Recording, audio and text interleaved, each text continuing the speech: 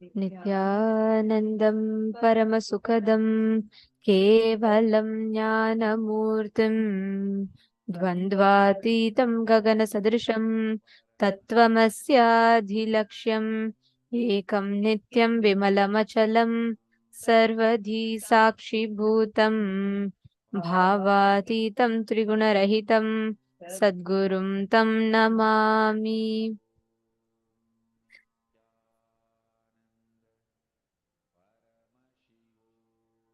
Nityanandam.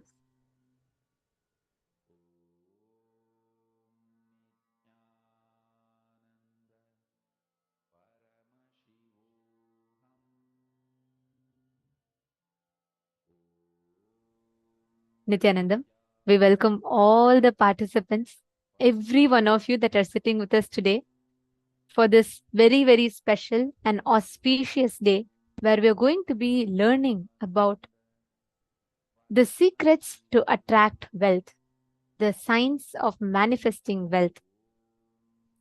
Every one of you that are sitting with us here today on the 17th day of Paramashivoham. Can you all imagine we're already on the day 17 of the program? How has the program been so far for all of you? How have you all been enjoying it?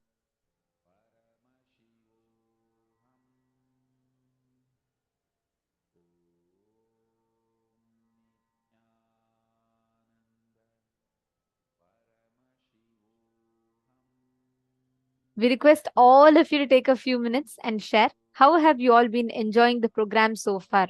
We have been learning the sciences of parallel universe, astral travel, so many different things. And now we're all understanding, learning about one of the most important aspects of life, the science of wealth manifestation. How we manifest wealth. How can we create wealth in our life? We're all going to be learning the science, understanding the science, and mastering the science. Now, every one of you that are sitting here today, hope all of you are enjoying the program in this 17 days, and hope all of you are having a lot of clicks, understanding the deeper sciences.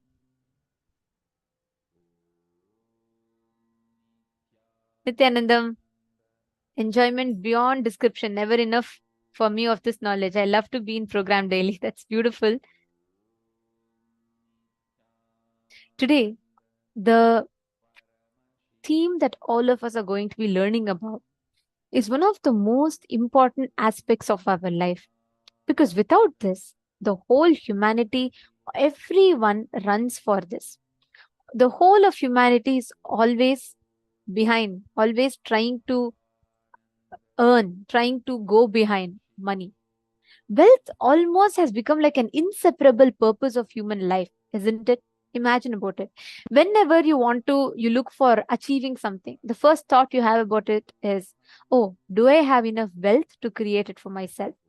Can I actually manifest it? Do I have the ability to create it for myself?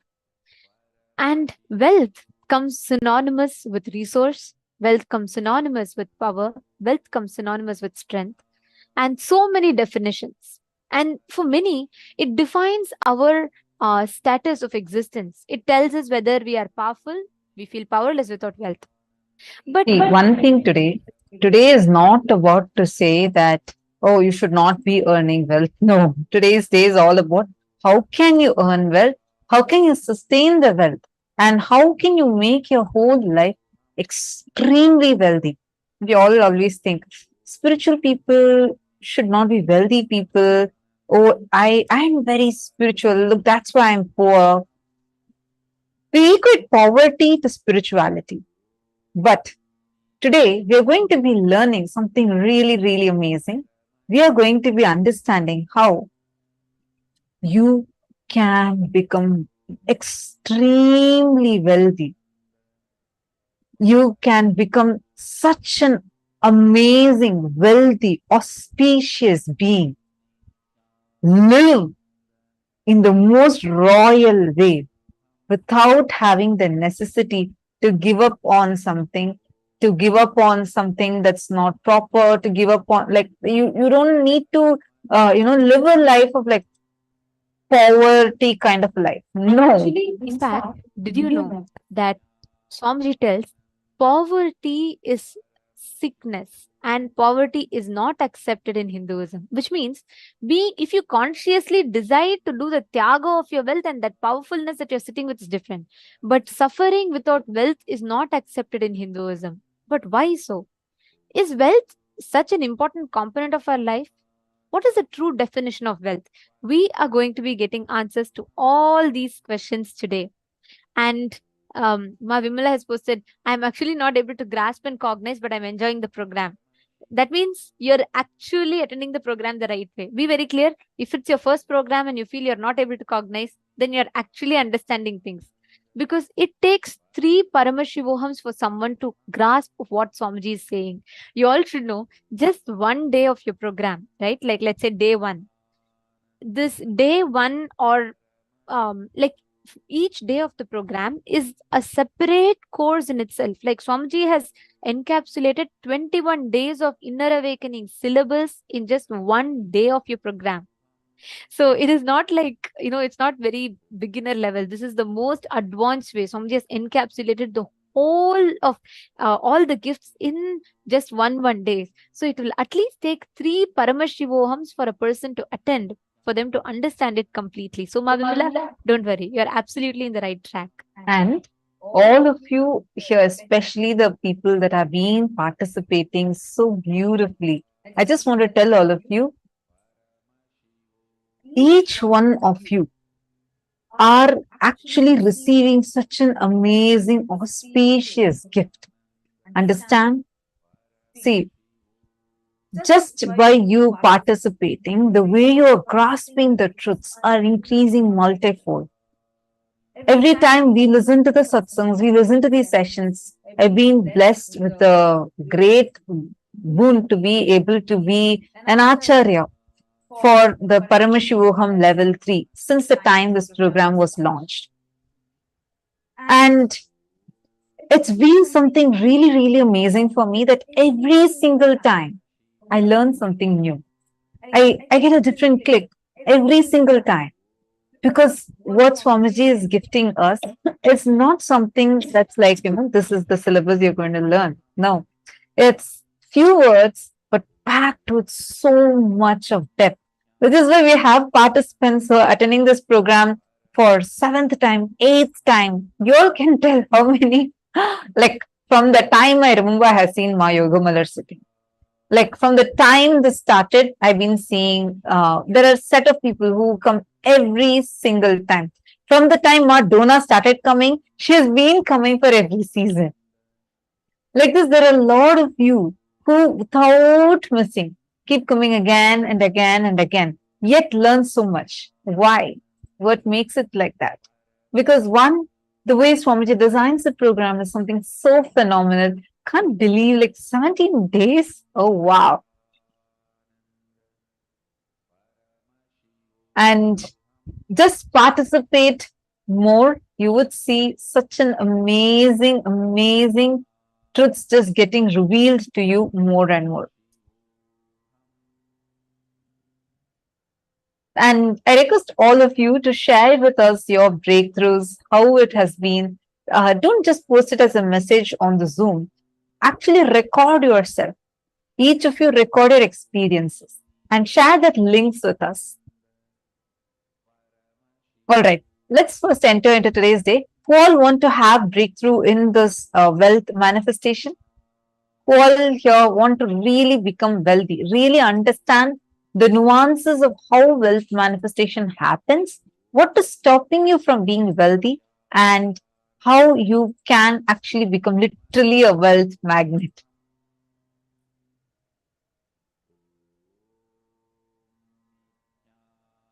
Who all want that?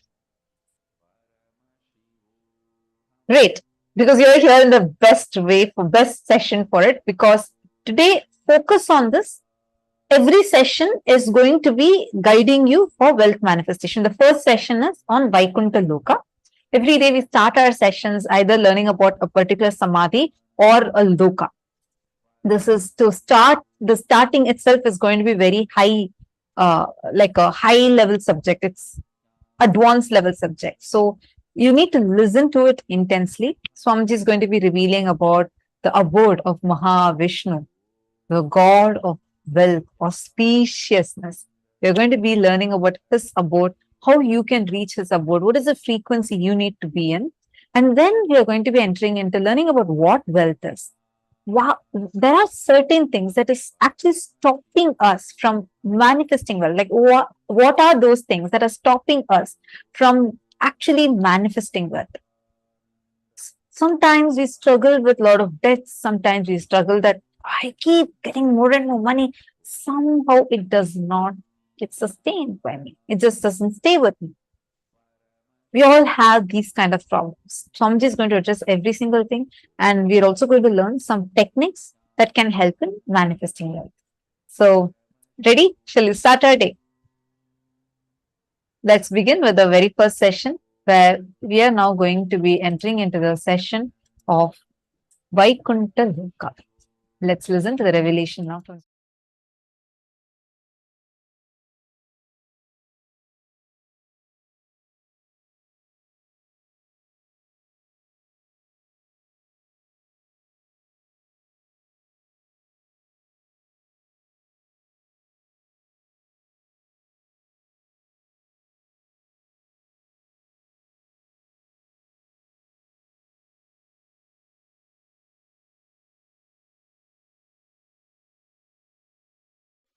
14 lokas are stopping with Brahmaloka.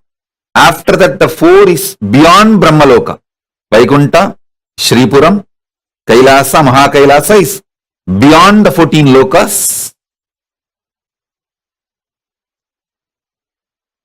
There is only Turyadita in those 4 spaces. Vaikuntha, Shripuram and Kailasa, Mahakailasa.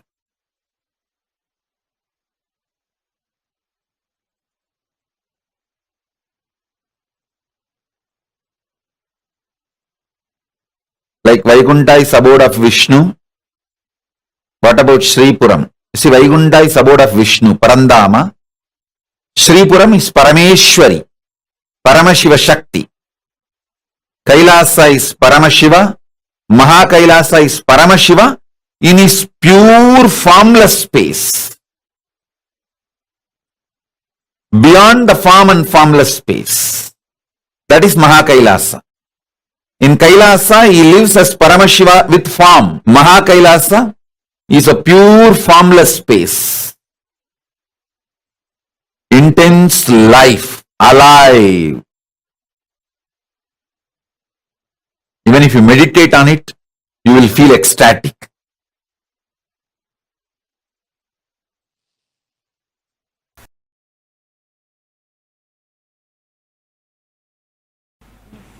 There's a beautiful story.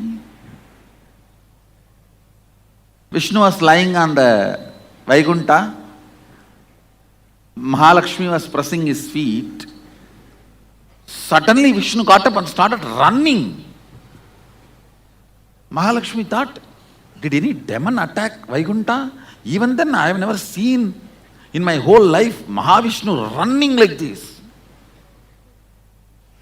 And she was also chasing him and asking, "Arey, tell me, why are you running? At least tell and run. Which demon is attacking? I don't see any demon, any attack." Then Vishnu, without reducing the speed, the same speed running, and he's telling, look there, look there. There, the Prahlada was trying his small hand and trying to show in which pillar Vishnu is there. The father is asking, Hiranyakashipu is asking, hey, in which pillar your Narayana is there? In this pillar or that pillar? So the Prahlada, small kid, he is only a 5-year-old kid. When Narasimha Avatar happened, he is only 5 years, not even 6. 5 running. So that small baby is raising the hand and trying to show. Narayana says, whichever pillar that finger is showing, I have to get into that pillar. I can't afford to let my devotee down. It boils down there.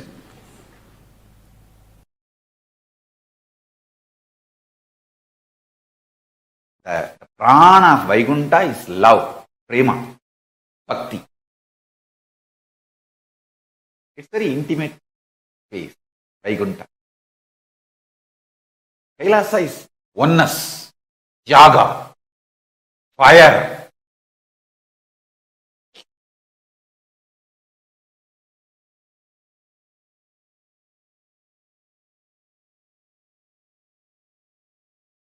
Vaikuntha is more like a cool prema bhakti, the love space.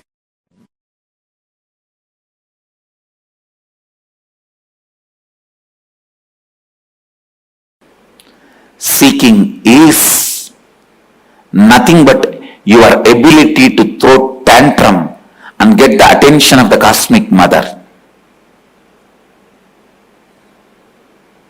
I am telling you, just sit under one tree with a depth and decision of seeking. Simply Kailasa has to shiver. Kailasa will shake.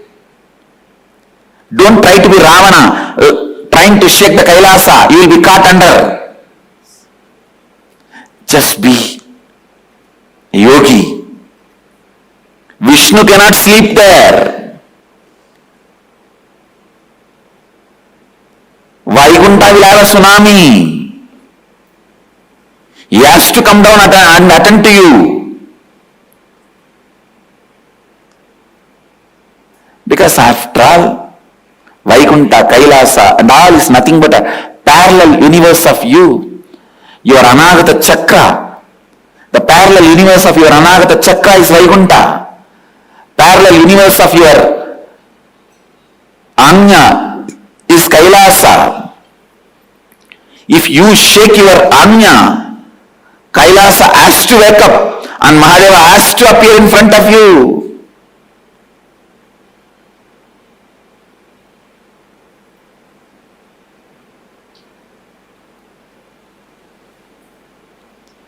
Don't be arrogant out of your seeking. Actually, when you are seeking, arrogance will not even happen. Now when I am explaining, don't see this as arrogance. Very pure, clear, confident and the straight, right guidance I am giving you. It's not arrogance. When I say, if you sit and open your third eye, the parallel universe of the third eye, Kailasa has to shake and Mahadeva has to appear. I am not arrogant. I am just revealing some of the very deep, sacred secret to you. If you sit and open your Anagata Chakra with the depth of seeking, simply the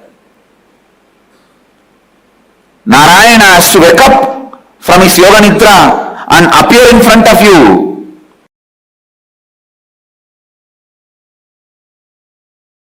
Let me explain some of the important things you need to know about puja.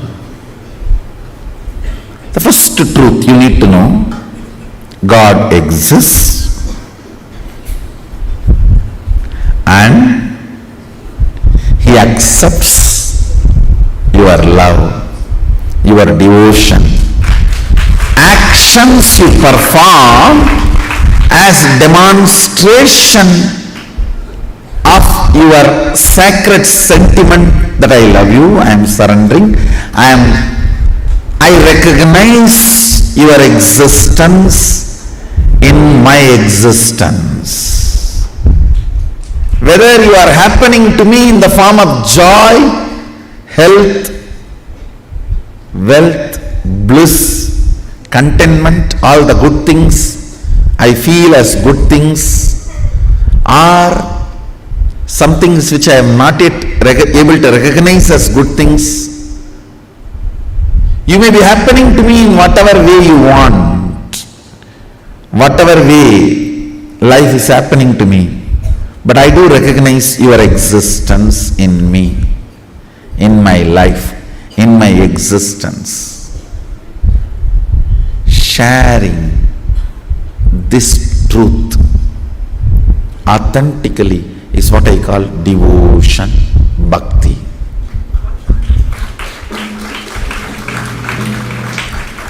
manifesting powerful cognitions about the universe is bhakti, and manifesting powerful cognitions about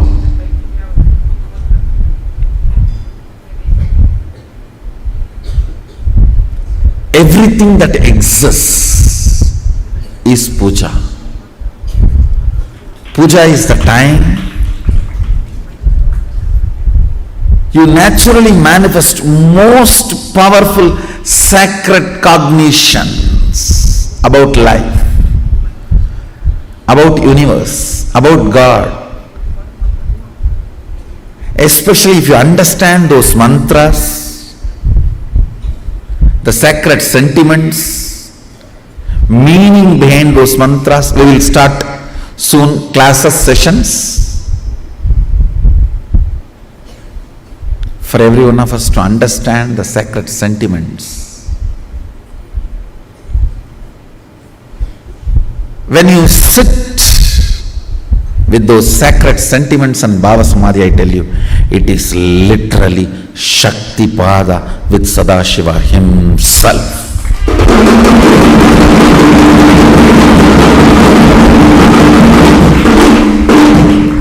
It can manifest so much of powers, state of Sadashiva, space of Sadashiva, and powers of Sadashiva.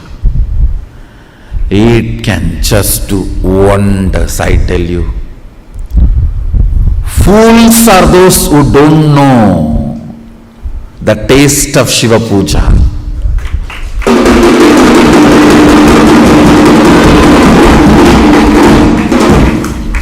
It is actually literally missing an important component in the life.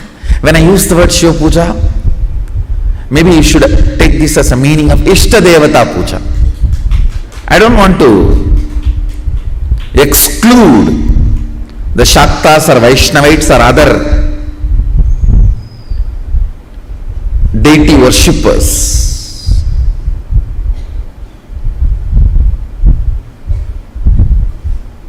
Because now I am practicing and promoting Shiva Puja, I am using the word Shiva Puja. Otherwise, you should take this as a Ishta Devata Puja. Whoever is your Ishta Devata, I tell you, the Ishta Deva Puja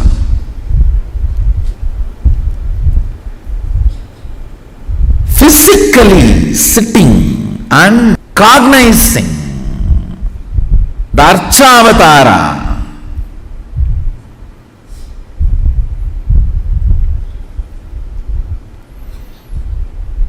and collecting all the things needed to offer it to him, and offering by invoking the tremendous sacred sentiments and just getting soaked into it. It's a methodology of creating Kailasa wherever you are.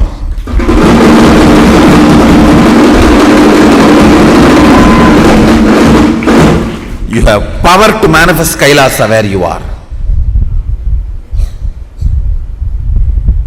And your sacred sentiments are so powerful, he has to recognize it. And he is waiting to recognize it.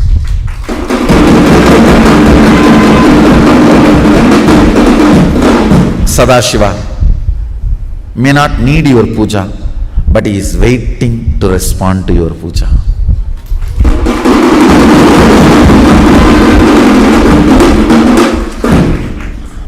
Your sentiments are different. You think, oh, if he is waiting for me, then he needs me. No.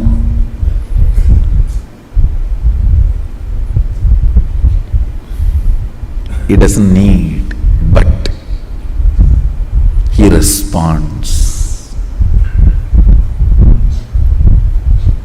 He is alive, very much alive, available.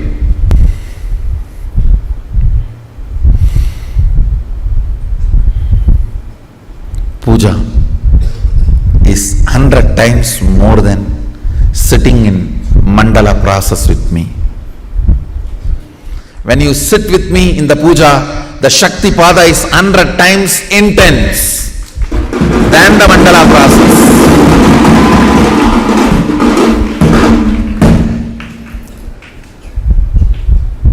Because the sacred sentiments invoked.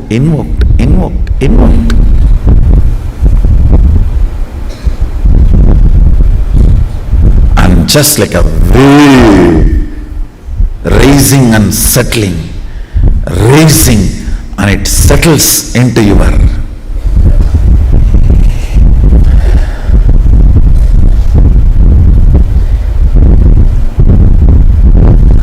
muscle memory. The sacred space of puja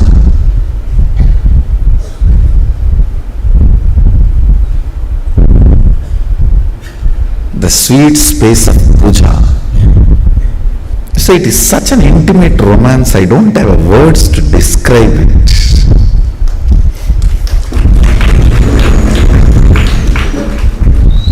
Romance described loses its sweetness and sacredness, becomes dirty.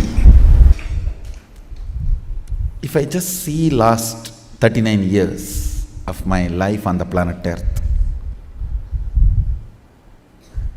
what is the activity in which I have spent maximum time? Not yoga, surely not talking to you guys and taking class, not doing Sangha activity, not doing meditation.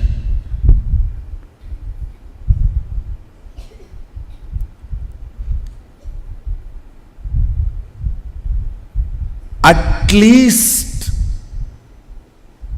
equivalent of the time I spent on all these activities, I spent on puja.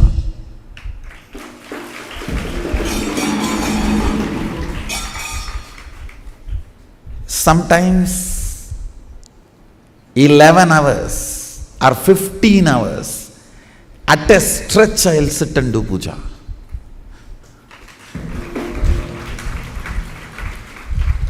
Understand, I may promote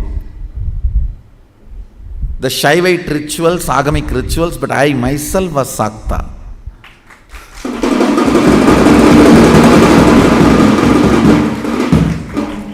I practiced Shakta tradition, Sakta Sampradaya, means worshipping Devi. Basically, I received Bhuvaneshwari Vidya from my Guru, Vipudanandapuri. After I had darshan of Devi appearing, and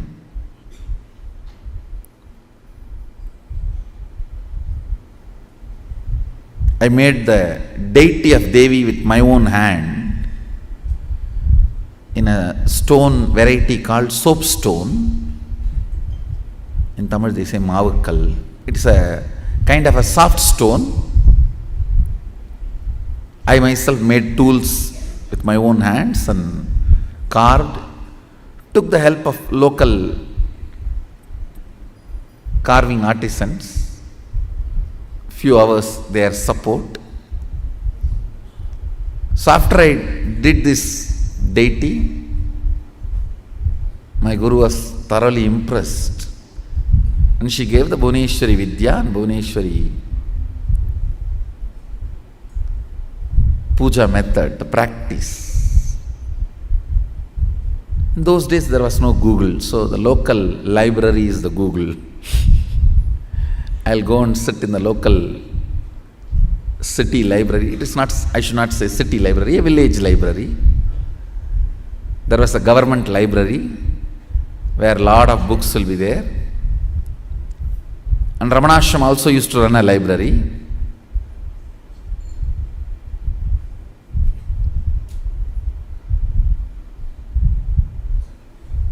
So I used to go there and sit and download the books. I used to go and sit and copy the puja patadis available in the library. You can all see the deity I carved after having darshan of Bhuvaneshwari. Exactly as I had darshan, I carved her.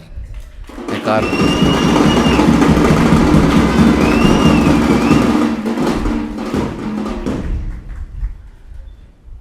And actually, my life started with puja. It is Ganapati puja, Ganesha puja, with which my whole life started.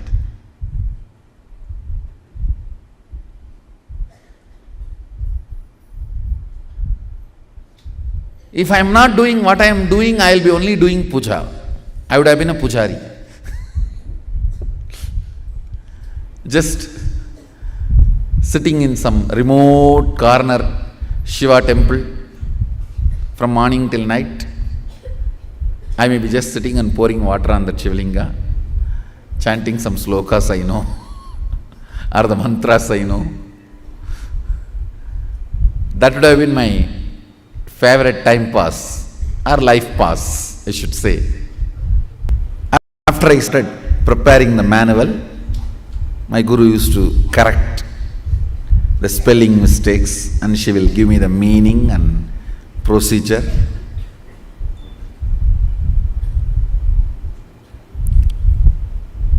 Before every puja, I will prepare elaborate manuals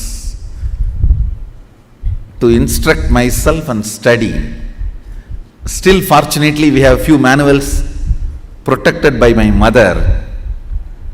Some of the manuals I prepared for Sri Vidya and Ramakrishna Puja and other Shodasopachara Pujas, like Sadashiva's Puja and Ganapati Puja and Durga Puja and Vishnu Puja.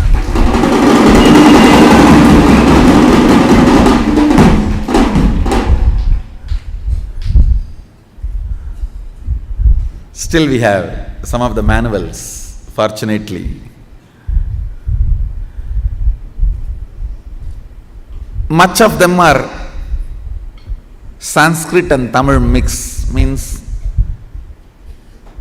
in Sanskrit script also I will write the mantra, and then Tamil script also.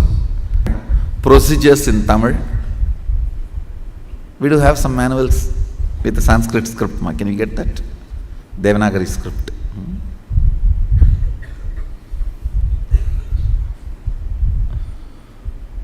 Some I will write only in Tamil. But I will first prepare elaborately to educate myself. Thanks to my grandfather who put the seed of puja inside me, I have seen his sincerity. See, when the business hours increase, he will come back to home only night 1 o'clock. And after 1 o'clock he will take bath and do the night puja. Night puja will be only 10-15 minutes. Then he will sing for some half an hour, all the stotras. He will go to bed by 2 o'clock. Next day again he will be awake 4 o'clock, take bath and do his pranayama. I have not seen him doing yoga, but I have seen him doing pranayama. He will do pranayama and start his puja. He is not a great pandit, but whatever few mantras he knows and stotras, with that he will do a very relaxed, spending lot of time, not hurry-burry, washing and cleaning those deities, clothing them and jewelling them and applying sandalwood paste and offering flowers or bay leaf and then the Naivedyam. Elaborately, very relaxed way, at least 1 hour he will spend. I have seen this from the time I remember me. From the time I remember me,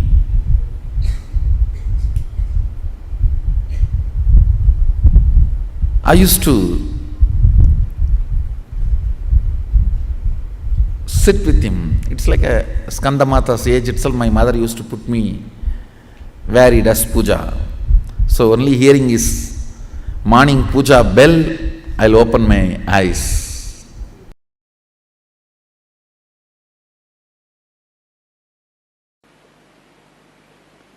There's a beautiful story in Ramanuja's life.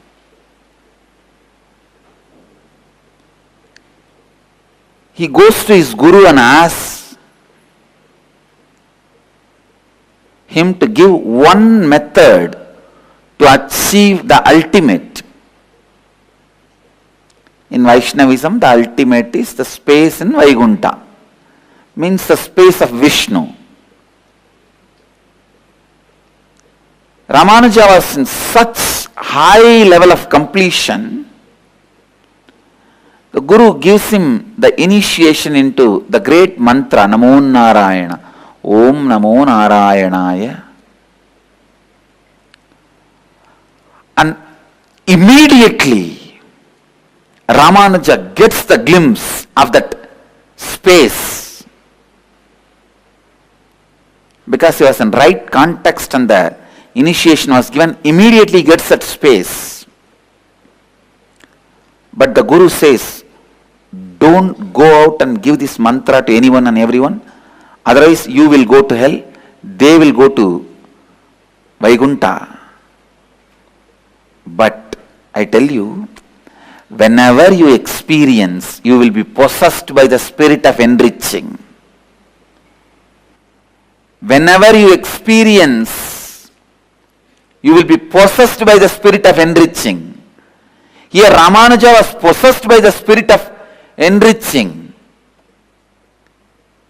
He runs to the temple tower, stands on the roof and calls everyone and says, come on, come on, come on. I have a secret technique to achieve Vaikuntha. If I teach you all this, I may go to hell, but you will all go to Vaikuntha. Please learn.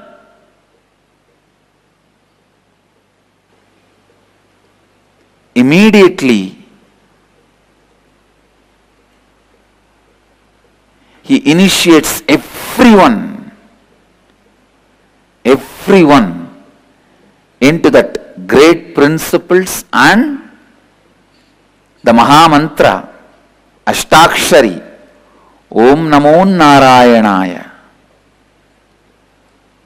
And please understand, you cannot even stop yourself from creating when completion happens in you. Completion is so powerful that uses you and simply creates naturally through you. When you complete, creation becomes your natural self-expression, and you cannot stop even yourself from radiating creation.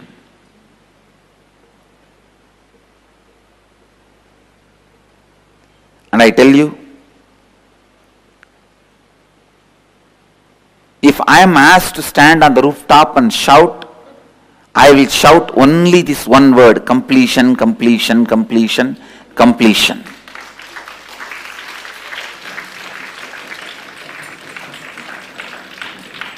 Like Ramanuja, how Ramanuja shouted, Om Namo Narayanaya, the mantra for the ultimate Vaikuntha.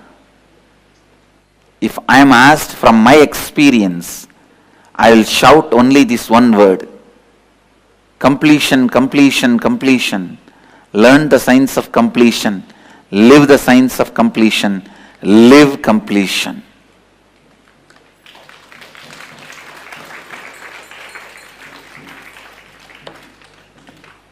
I know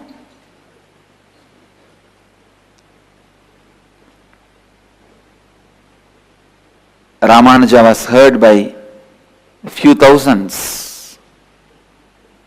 Now I am heard surely by few millions, because I am shouting in the media.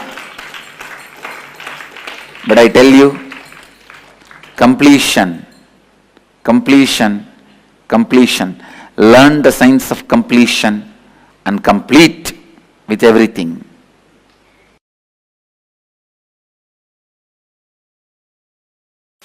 Experiencing, imbibing sacred truths. Swadhyaya. Please understand. If you want to experience Vishnu, Vishnu represents a sacred truth of cosmic pervasiveness.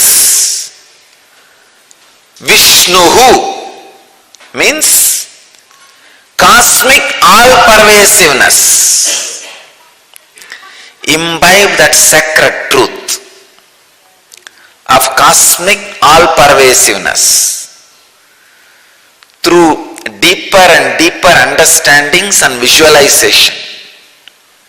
Then you will have the communion with Vishnu. Shiva is the extraordinary bliss of enlightenment, the cosmic auspiciousness, life. Very source of life is cosmic auspiciousness. Understand? I am exactly giving you the bija mantras to experience each God. Understand? For modern day, I am giving you the bija mantra for each God in English.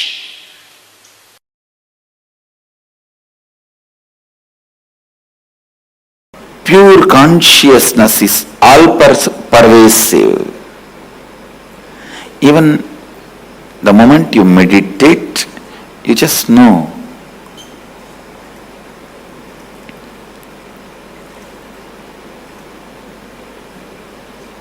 You are something more than the body, because all pervasiveness, the amount you can experience, only that much you can visualize. Please understand. Physical things, for example, this seat, this asana, even if you don't experience what it is made of and how it feels, you can see it. You can grasp it. But the more and more things become subtle, it's the depth of your experience, how much you feel one with it, that much only you will know it. For example, physical, I already gave the example. You don't have to become one with this seat to see this seat or to use this seat, but a mental idea. You may need to become one with that idea to grasp the emotion and context behind that idea.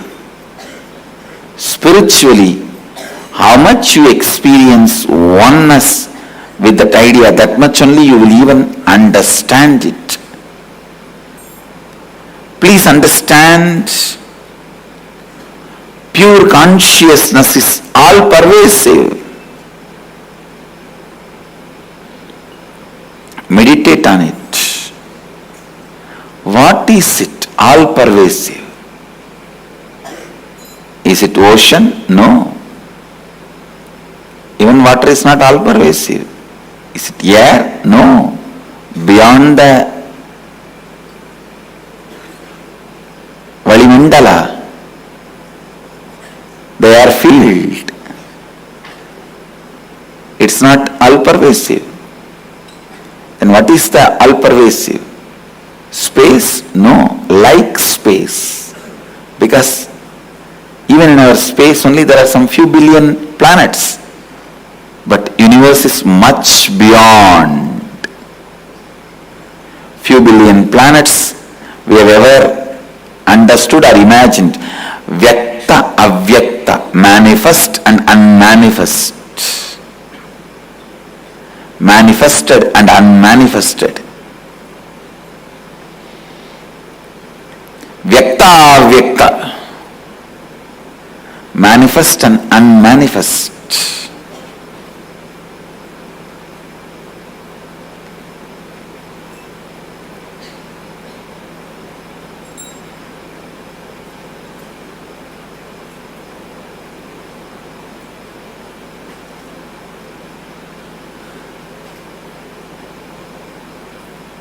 Meditate on it. Meditate on it. Meditate on it.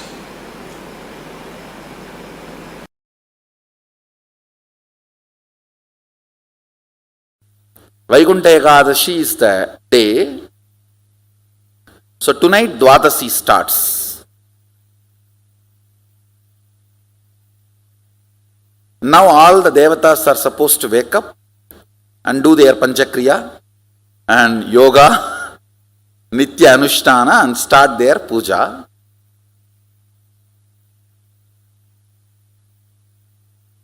As a gift, bonus, Vishnu opens all the 11 dimensions and blesses the universe. Anybody has a free entry today. This few days, all the 11 dimensions are opened and made available for all the beings to come and enjoy. They give you free tour and free entry. And I want you to know all these are not jokes. It's true. It is really true.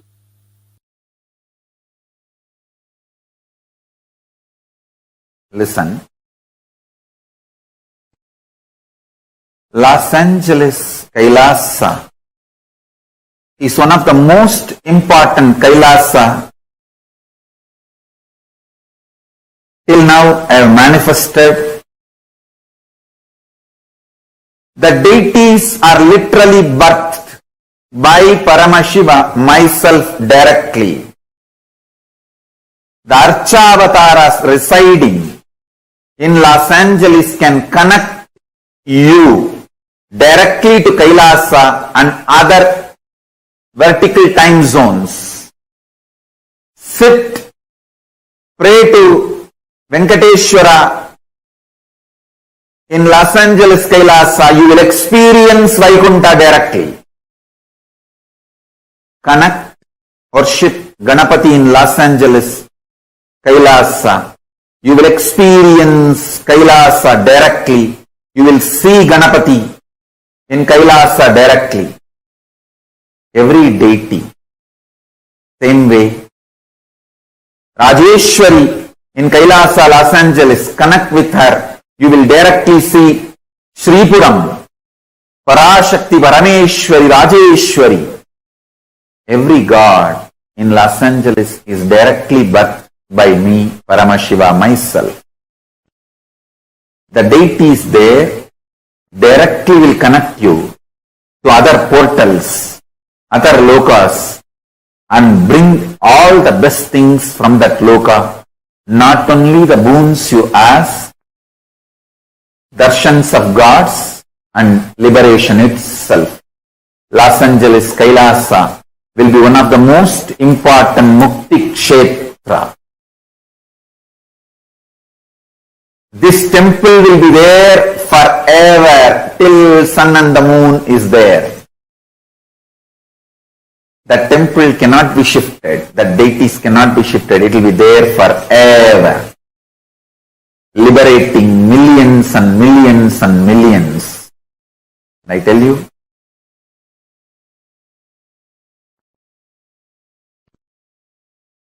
Whatever way temple can be expanded, renovated. But the deities have to be there permanently forever. They cannot be moved. And they will directly connect. Anyone who comes there, prays there, to Kailasa, immediately. It is literally, I brought the Kailasa stage, a supernal effulgence of Kailasa, and made this Los Angeles Kailasa. there will be a huge ecosystem, enlightenment ecosystem in Los Angeles.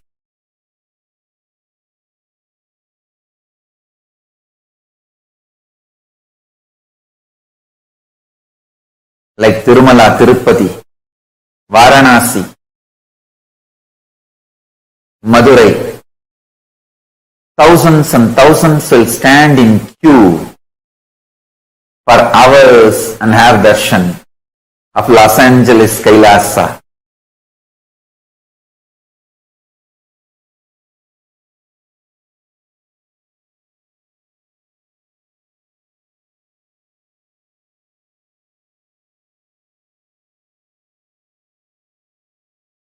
Paramashiva, myself, will be ever present, eternally manifesting with all the gods and goddesses of Kailasa in Los Angeles Kailasa, forever, gracing every devotee, disciple, even visitors and viewers.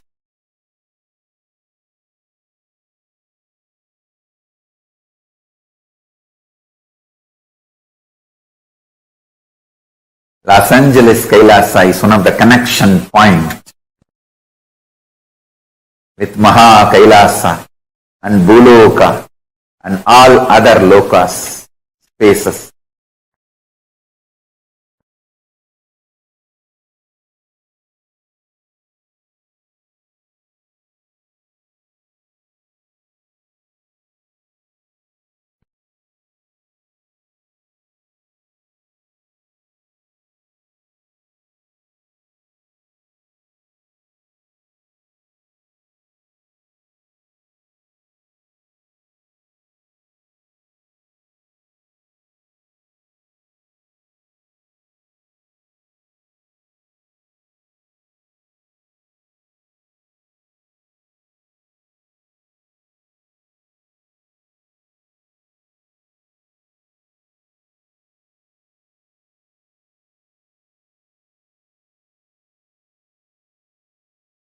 Los Angeles Kailasa is literally place where Paramashiva's being exists. He is not only in the form of energy, superconsciousness, state, space, powers, he is in the very form of the being, accepting, receiving our worship, prayers and responding with a grace and compassion and love and blessing.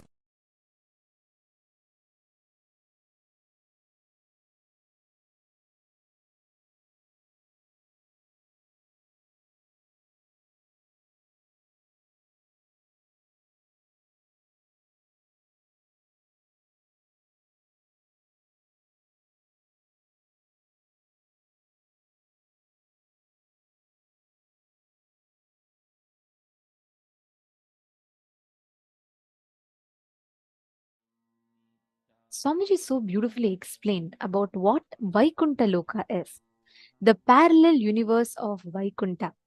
This is a space where Prema Bhakti is experienced.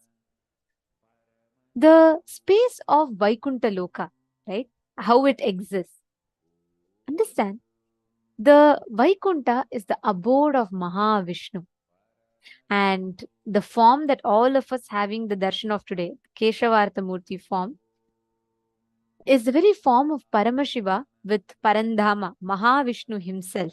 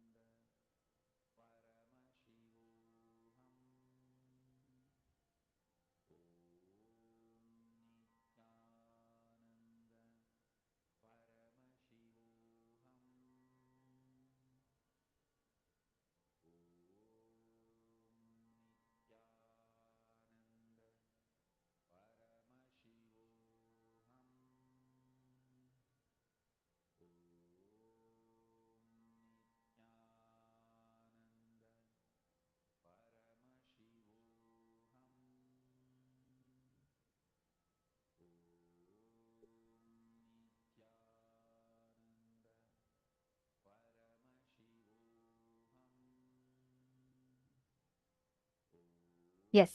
Now, this form of Paramashiva as Bhagavan Keshavartha Murti. Keshavartha means where Paramashiva gives, like he and Parandama becomes one. They both merge to represent the cosmic principle of how the oneness happens. In this form, Bhagavan Paramashiva and Mahavishnu are seen together in one body. And you can see that the Damaru, the Paramashiva's drum on one hand, Chakra of Mahavishnu on the other hand. This whole thing represents how the ultimate experience of wealth consciousness can lead you to Paramashiva, the ultimate experience of consciousness. One of the largest and most blissful manifestations of Mahavishnu as Venkateshwara to this day stands um, in uh, in the sacred sthala of Los Angeles. Actually, you all should see this picture here. This is Keshavartha, Mahavishnu, not Keshavartha, sorry, it's Mahavishnu. And this is Venkateshwara, the blissful form of Mahavishnu that is carved by Swamiji himself, which stands stationed in the Los Angeles temple. You can see this beautiful, actually, many deities around the world that we will see in many of the temples are all personally carved by Swamiji himself.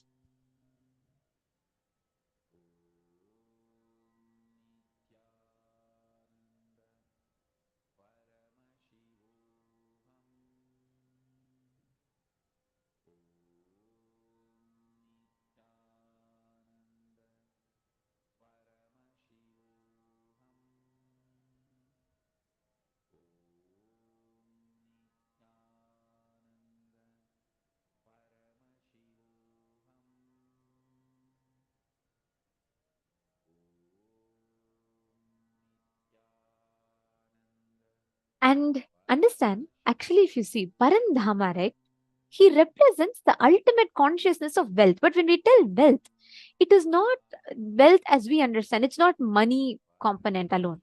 He represents the consciousness of abundance, the signs of attracting abundance in life.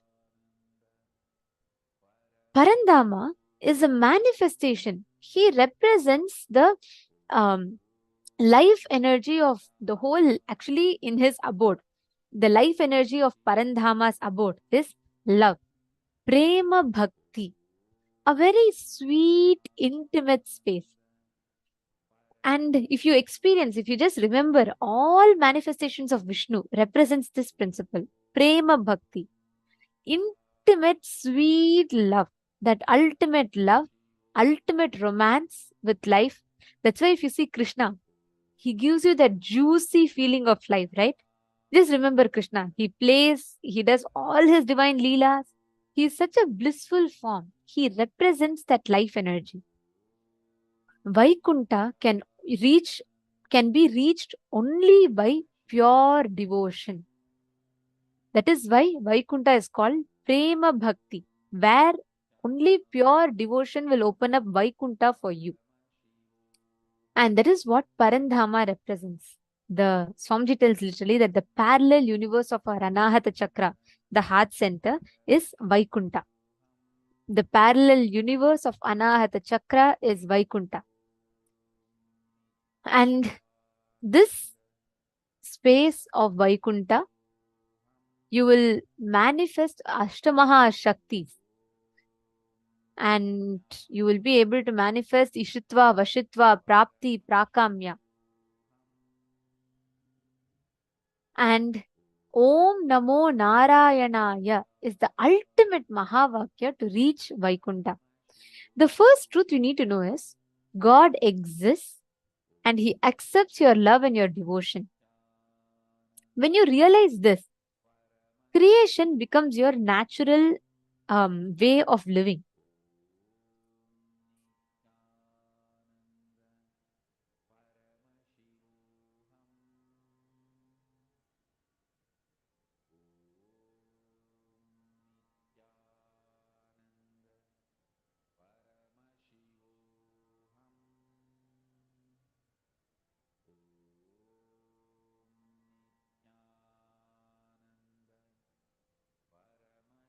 Actually, Swamiji very beautifully explains. Whenever you're in love, you always create, is it not? Have you all noticed whenever you fall in love with someone, you start trying to upgrade yourself?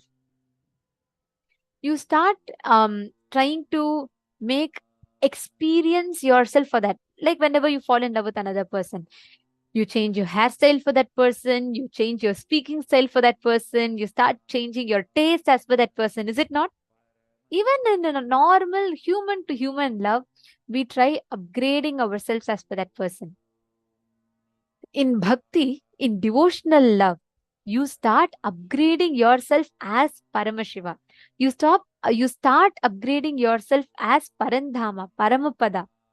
That is why it is said that when Krishna manifested, right, all the gopikas around him, they all were so much in love with Krishna that they used to every way, like whenever the gopikas were around, people used to not understand their love. People used to think they're all crazy women. Why will they go so much over a small kid? Krishna is a small boy. And why are they so much in love? If you see the gopikas, morning they used to get up for Krishna, they used to dress up for Krishna, they used to make butter for Krishna, everything they'll be centered around Krishna. And people used to think they're all mad women.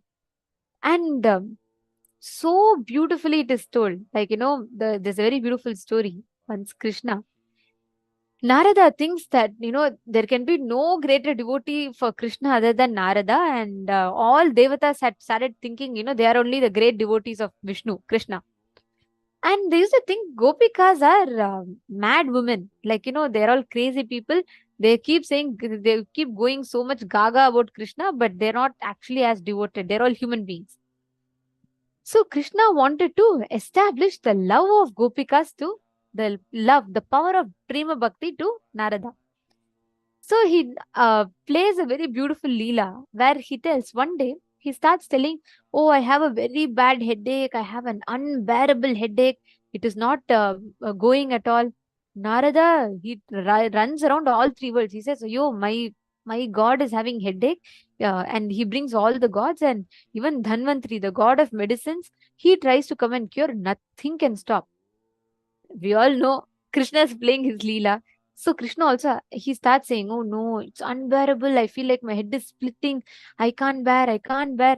The whole three worlds are all going crazy. They're like, our God is having headache and we are not able to do anything. Then Krishna tells, look, I know the exact medicine for it. Then Narada says, oh Prabhu, please tell. If you know the medicine, whatever it is, we will do. Krishna tells, the medicine for my headache is I need the foot dust. One of my devotee should come and wipe their leg and take the dust from their leg, the dirt from their leg, and they should apply it on my forehead and I should smell it.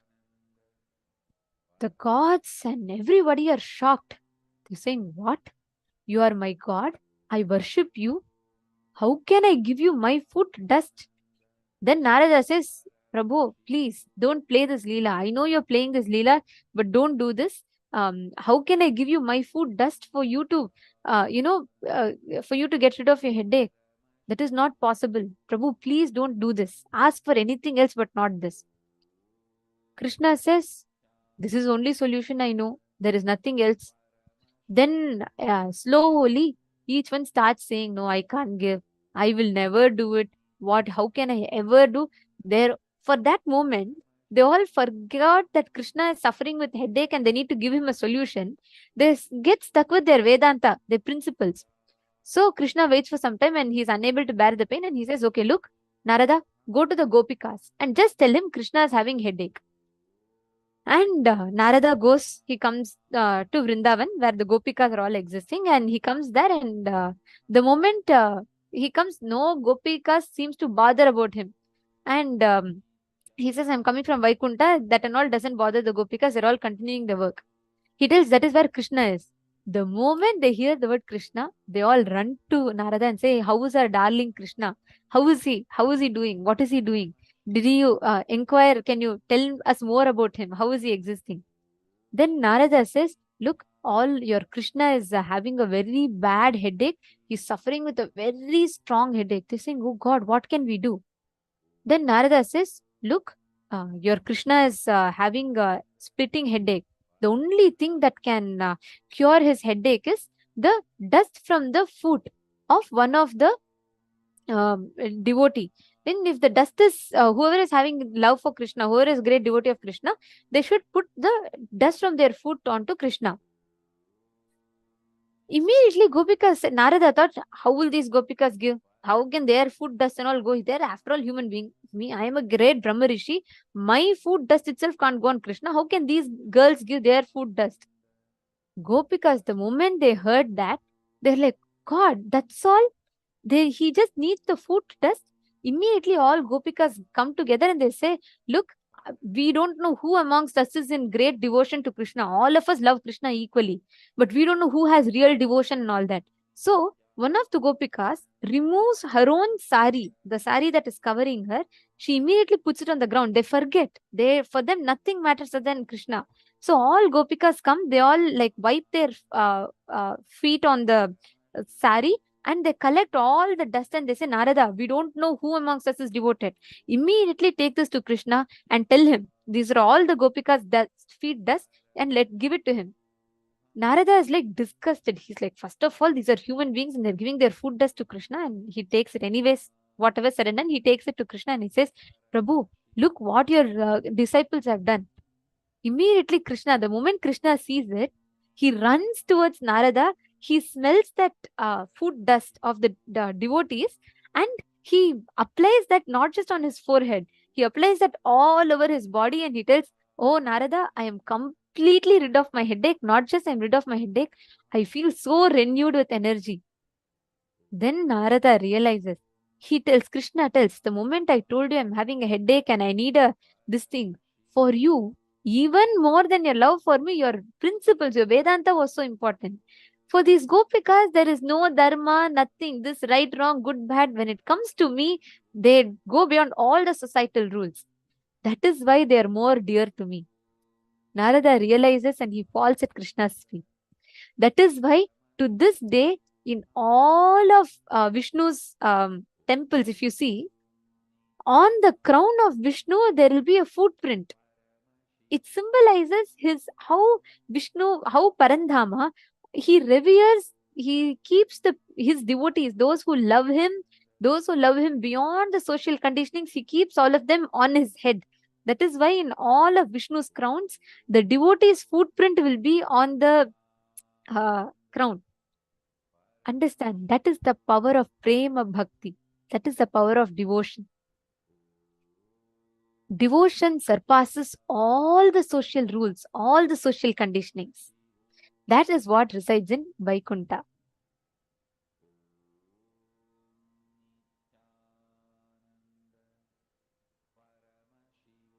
The moment you experience, whenever you experience this space, Vaikuntha will open up as prema bhakti for you. You will start experiencing tremendous love, tremendous overflowing bliss. That is Vaikuntha. That is the space of Vaikuntha. Understanding? Actually, today, all of us, whenever you experience love, right, you will see how you will be able to manifest the Ashtamaha Shaktis. Prapti, Prakamya, Ishitva, Vashitva, Anima, Mahima means you will be able to play with the nature of reality in front of you and change it as per your conscious will. For example, let's say you take any object, you will be able to increase its height, you'll be able to decrease its height, you'll be able to play with it. It will just be like a whole game for you. It will not be something very difficult at all. Understanding? And there is, so this power of Garima, increasing the weight of an object, Lahima, decreasing the weight of the object, and Mahima, increasing the size of the object, and Anima, decreasing the size of an object. So today, with this Prema Bhakti as the core understanding, we are going to be manifesting this exact same space. We are all going to be manifesting the space of Ashtamaha Shaktis, power over the consciousness, power over the matter.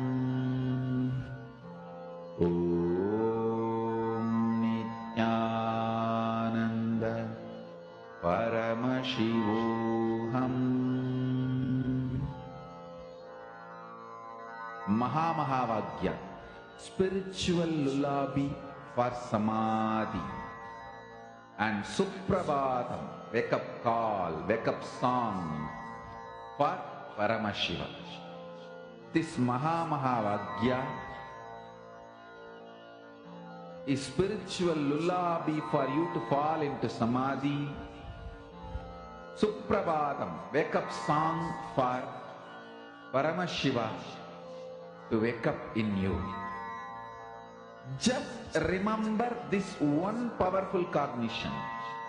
This Mahamahavagya puts me in Samadhi. This is spiritual lullaby for Samadhi. And Suprabhatam, wake up song for Paramashiva in me. For Paramashiva to manifest. With this one spiritual powerful cognition, chant this Mahamahavagya.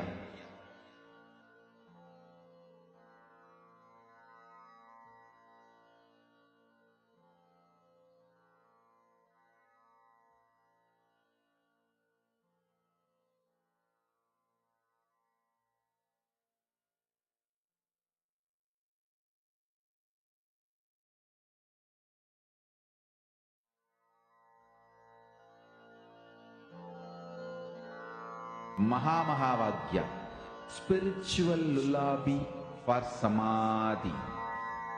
And Suprabhatam, wake up call, wake up song for Paramashiva. For Paramashiva to manifest. With this one spiritual powerful cognition, chant this Mahamahavagya. Om Nityananda Paramashivoham. Om Nityananda Paramashivoham. Om Nityananda Paramashivoham. Om Nityananda Paramashivoham.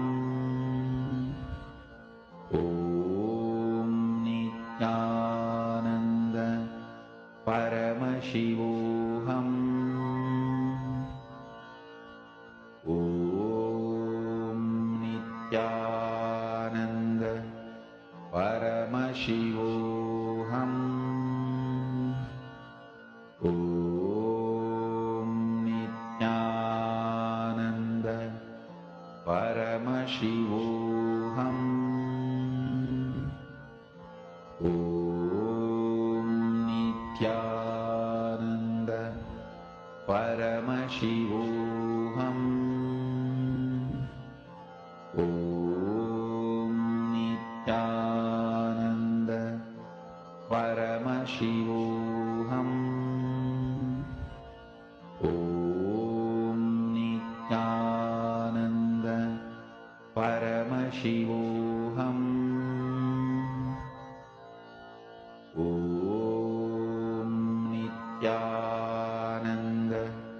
Paramashivoham.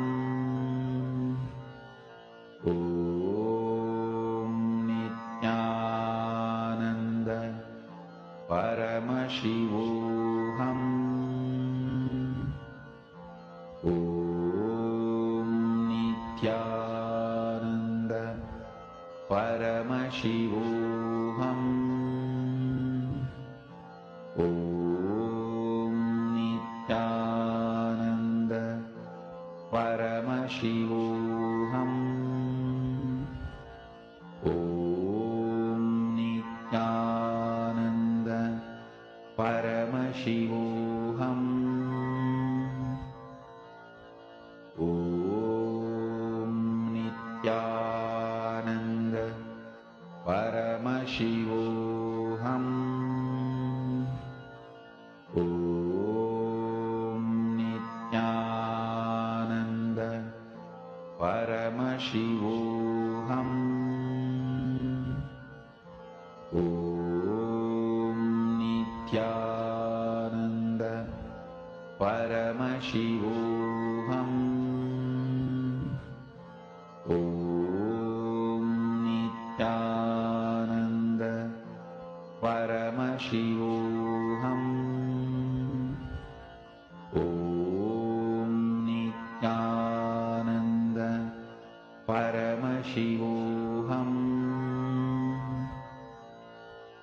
Om Nityananda Paramashivoham. Om Nityananda Paramashivoham. Om Nityananda Paramashivoham. Om Nityananda Paramashivoham. Om Nityananda.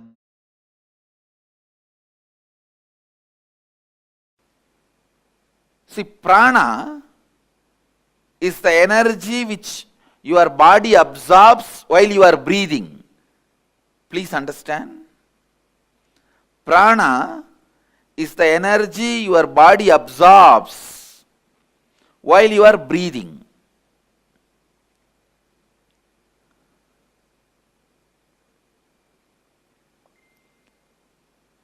Air itself is not prana, but the energy which comes through the air is prana.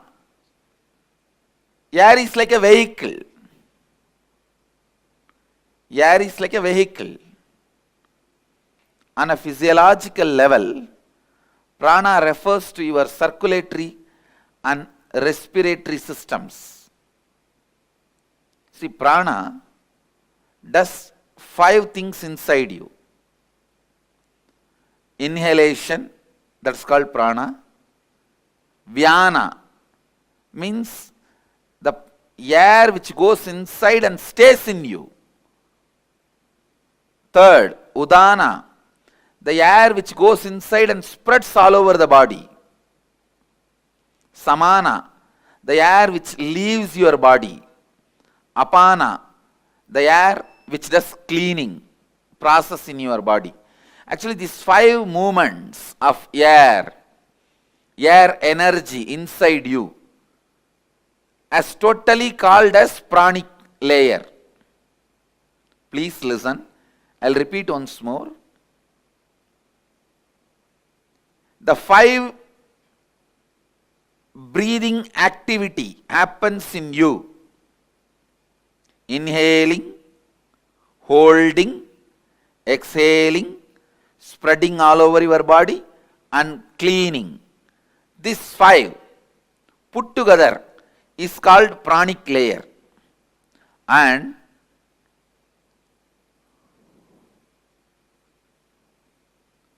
all the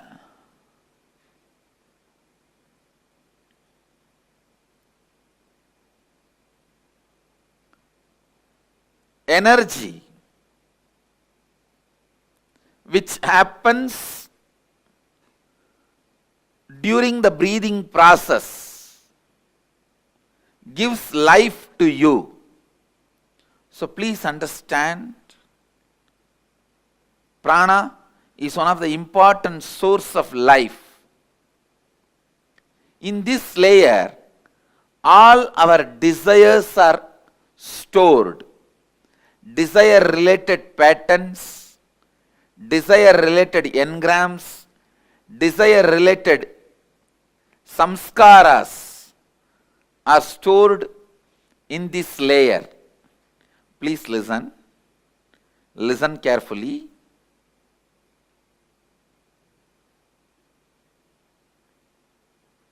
Your desires are your life. Your desires are your life. Listen. It's your desires which infuse life into you, and it's your desires which infuse energy into you. Same way, conflicts in your desires brings tiredness in you. Contradictions in your desires brings boredom in you. Confusions in your desires bring frustration in you. Please understand. Your desires are your life. Conflict in your desires bring confusion in you. Conflict in your desires bring tiredness in you. Confusions in your desires bring frustration in you. Its contradiction in your desires bring boredom in you. Actually, if your desire is pure, every breath you inhale and exhale will make that desire into reality. When your desires have conflict, confusion and contradiction, every breath brings tiredness, boredom, frustration in you. Every breath is like a air blower into balloon. Your desires are the shape of the balloon. If the shape of the balloon is Tom and Jerry, when you blow the air, you will have Tom and Jerry. Conflict, constant conflict.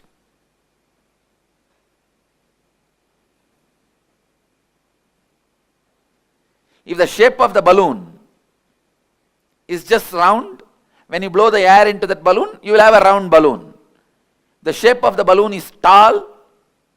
When you blow the air into it, you will see tall balloon. Your breath infuses energy into your desire.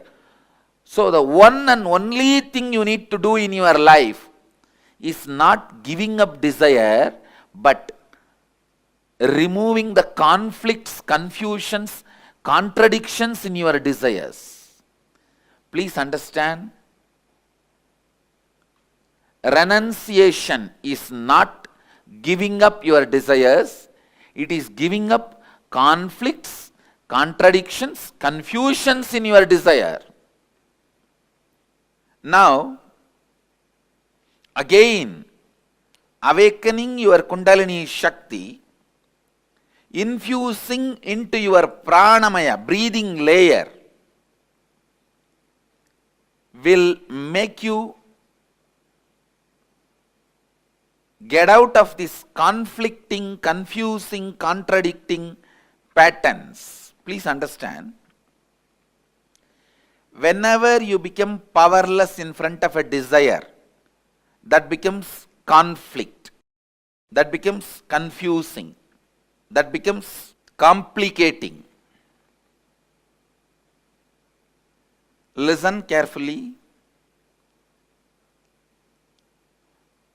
Whenever you become powerless in front of your desires, those are the moments the conflicting, contradicting, confusing knots are created in your desire pattern.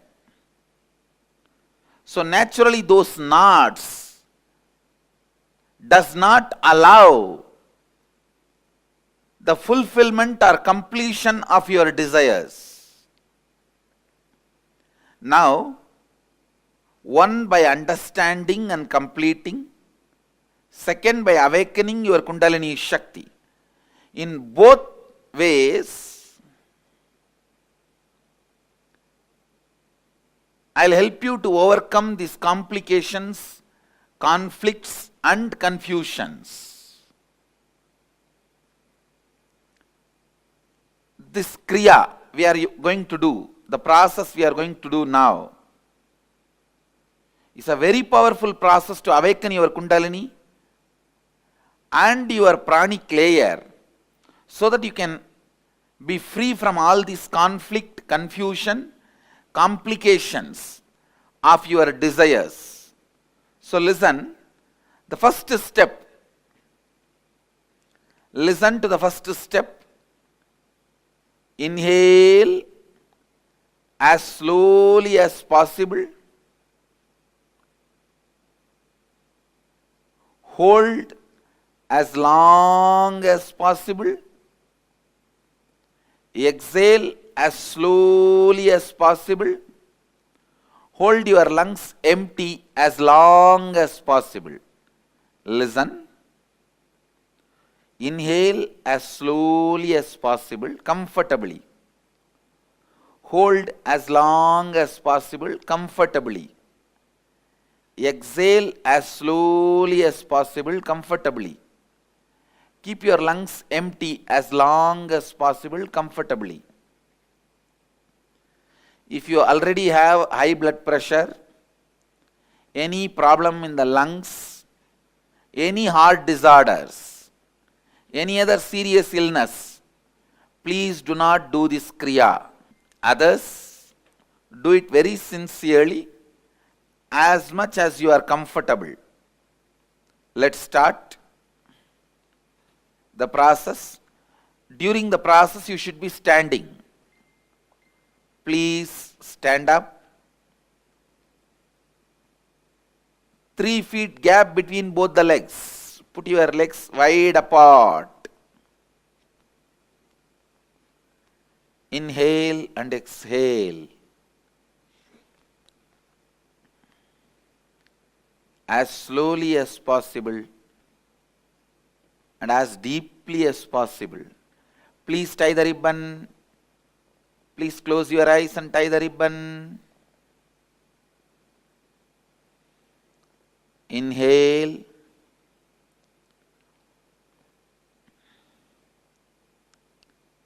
As slowly as you can. Hold as long as you can. Exhale as slowly as you can.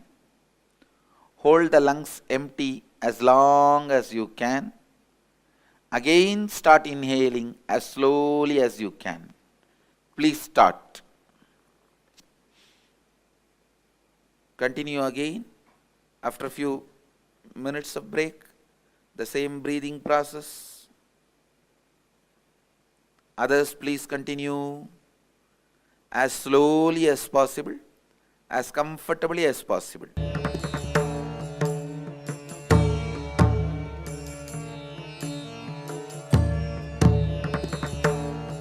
Relax. Please settle down wherever you are. You can have a few minutes break.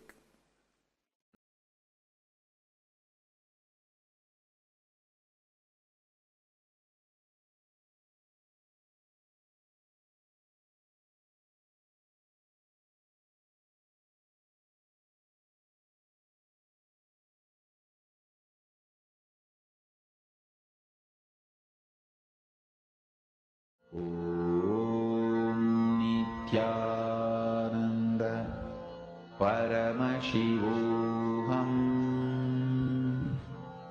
Om Nityananda Paramashivoham. Om Nityananda Paramashivoham.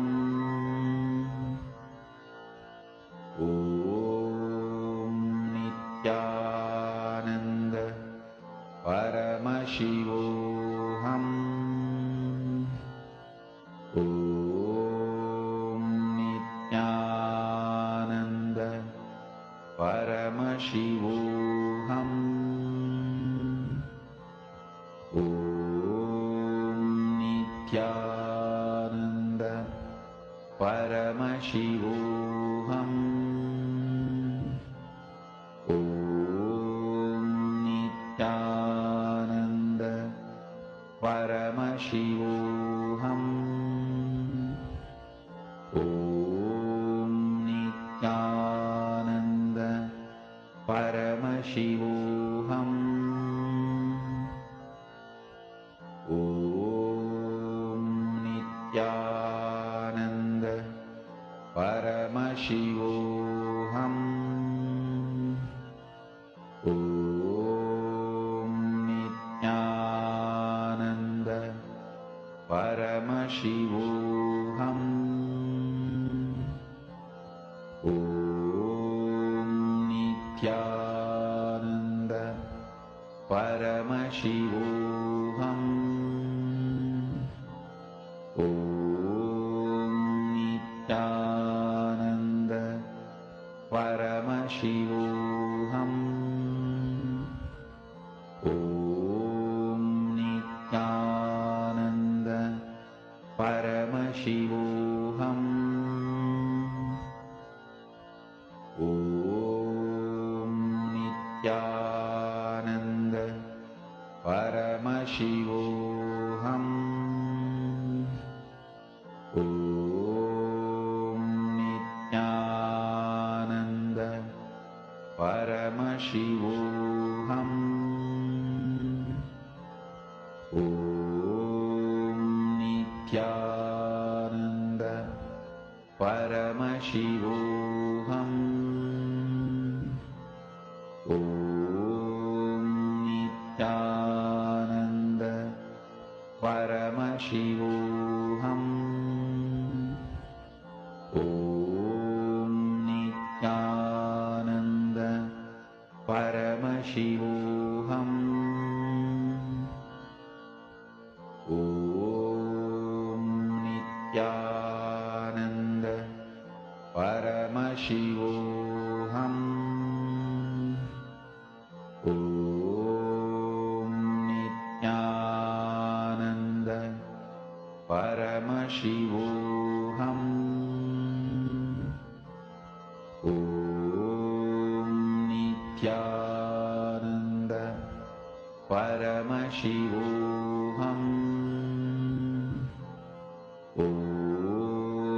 Nityananda Paramashivoham. Om Nityananda Paramashivoham. Om Nityananda Paramashivoham. Om Nityananda Paramashivoham. Om Nityananda Paramashivoham. Om Nityananda Paramashivoham. Om Nityananda.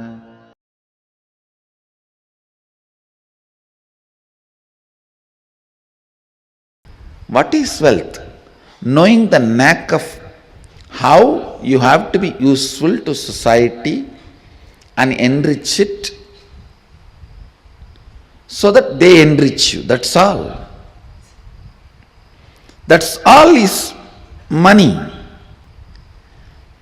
If you think money is too big, just by making it you will become tired. That is the biggest poverty. Please understand. Just by making it, if you become tired, you are working, functioning out of the concept of poverty. You will make, but you will not be there to enjoy. Somebody else will be enjoying. That is why I am saying, make money without thinking it is too big. Make money knowing that it is the dust which flies while you walk. I have to here put it on record. One of the statement I heard from my guru, while you walk, the dust which flies, the feet dust which flies, equating that to your wealth, and the person who walks, the wealth follows him. understand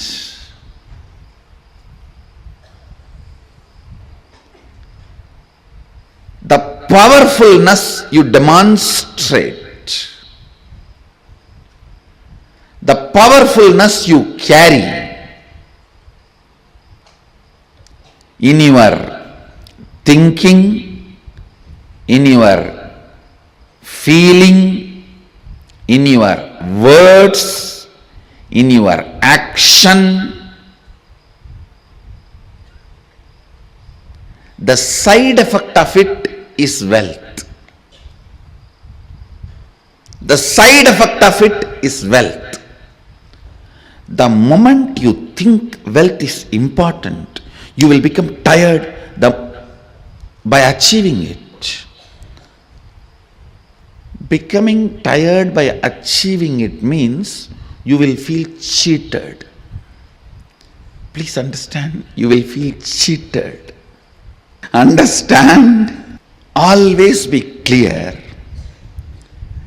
Your focus should be on the powerfulness and awakened state of your being, and push through your life. As a side effect, wealth will be overflowing, you will be enjoying it. Uneducated are those who are educated only in schools. Poor are those who think money is only wealth.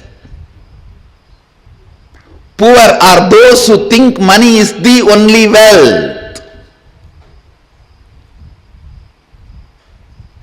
If somebody thinks money is the only wealth, how he is going to be cheated?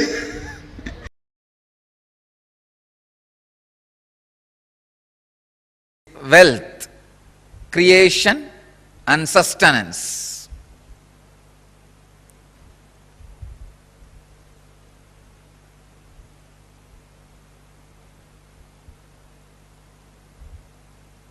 I can say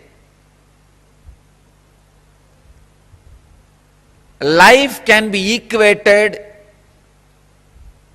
to two things. One, the ability to achieve what you want in the inner or outer world, or just getting stuck in both the world.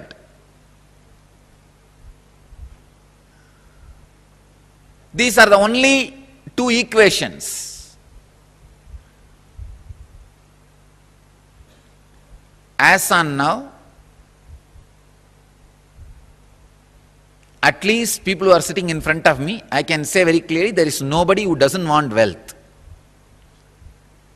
Everybody wants it. But they do not increase the life in them to the level they want it. Wealth can be equated to the life energy you express. Straight equation. Because as on now, a normal man has wealth as the first priority in the life. So be very clear. If you do not have wealth, don't blame anybody, just you are not expressing life in you. Life energy is not happening in you. You may think, what an incarnation has to do with wealth? Why Swamiji should talk about wealth? I can tell you, wealth itself is not wrong. Your concept about wealth, if it is correct and proper, not only it will not be wrong, it will be right. I wanted to present first few basic concepts about wealth properly. First, when a man decides to create wealth, not steal, understand, create wealth, you will have wealth and the great fulfillment you lived. And your whole energy will be towards the creation, not destroying others. I am seeing very clearly the fellows who are interested in destroying others, going after people, harassing them, they are completely dull, dead. In their very consciousness, they are poor. I tell you, the consciousness attitude which works towards creating wealth makes you non-violent, because your whole energy becomes creative. Creating wealth brings tremendous interest in life and non-violence. First I have to clear all the wrong concepts about wealth. Only then I should talk about wealth.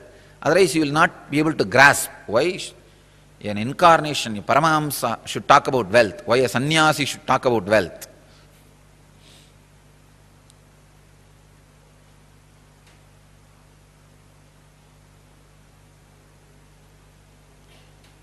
Only he can talk about wealth because he has gone beyond wealth.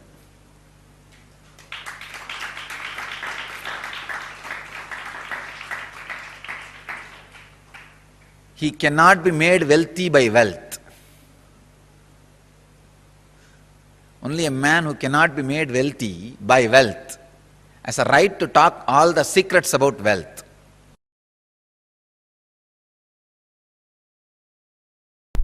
Even your professions, careers, build as per the Hindu tradition and Hindu scriptures, because they are so much of life positive. And I tell you, the wealth you generated by being life positive is awarded to you as your richness in any plane. Please understand. With all my integrity to Sadashiva, I give you this cosmic legal advice. For example, if you are a doctor, an ethical doctor, and you are serving the life and making money, that wealth comes with you even when you go to Kailasa or Swargaloka, or when you come back to planet Earth. Please understand. I am very responsible when I am uttering these words. These are really true.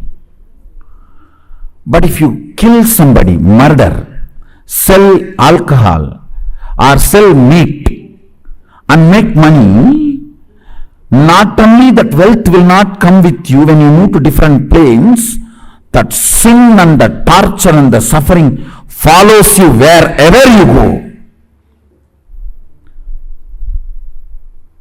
One of my close disciples who listens to my words, I told him, see, I can relieve you from any sin, but don't run non-veg hotel.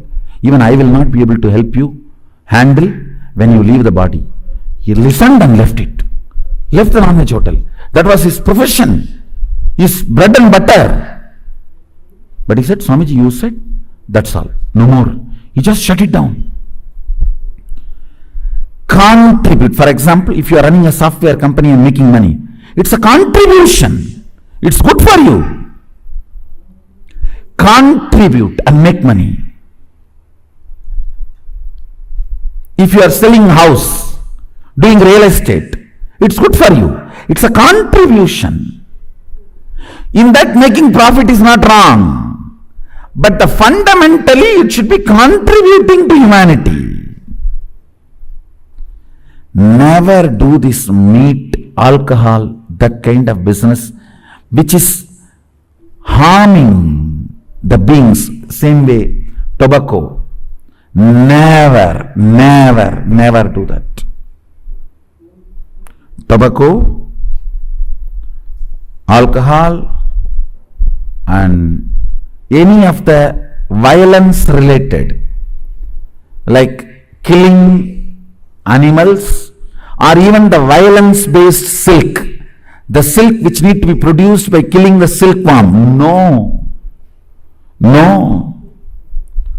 do not go for any of those careers and professions. See, for example, when you are running a software company, you invest only $10,000, but you make $1 million, nothing wrong. That is not at all wrong. That's not at all. That wealth will come with you even when you move to a different plane or when you come back. Any wealth generated by contribution always comes with you. It is permanent. Never create a wealth based on violence. For example, you are a teacher. You teach good things, not bad things. Of course, if you are teaching to kill, that will not be a good money.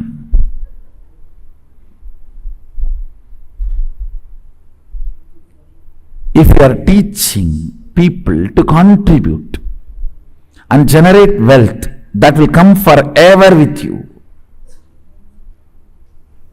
Anything done by contribution, addition, will come with you forever.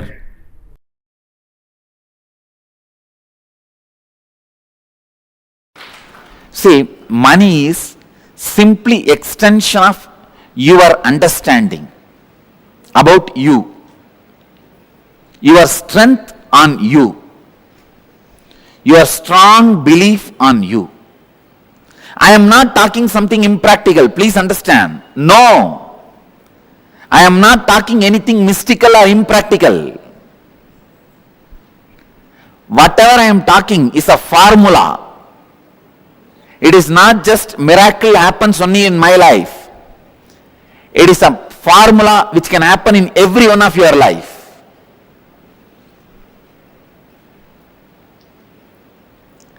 The right attitude towards money is, please understand, the right attitude towards money is, it has utility value for the things you want to do.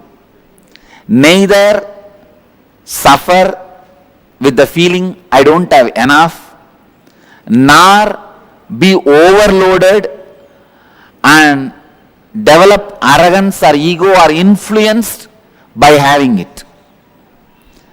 Neither be influenced by not having, nor be influenced by having.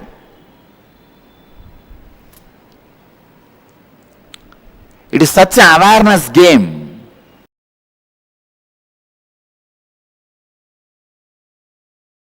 Wealth is not something outside from you. It is extension of what is you. Please understand. You go on accumulating something in your life. If you are conscious, organized, you accumulate wealth. Otherwise, you accumulate poverty. But you go on accumulating something. Please understand, you cannot be in between. You can't say, no, neither I am progressing, nor I am losing. No. Either you are progressing or you are losing. Means, either you accumulate wealth or you accumulate poverty. Accumulation is your life.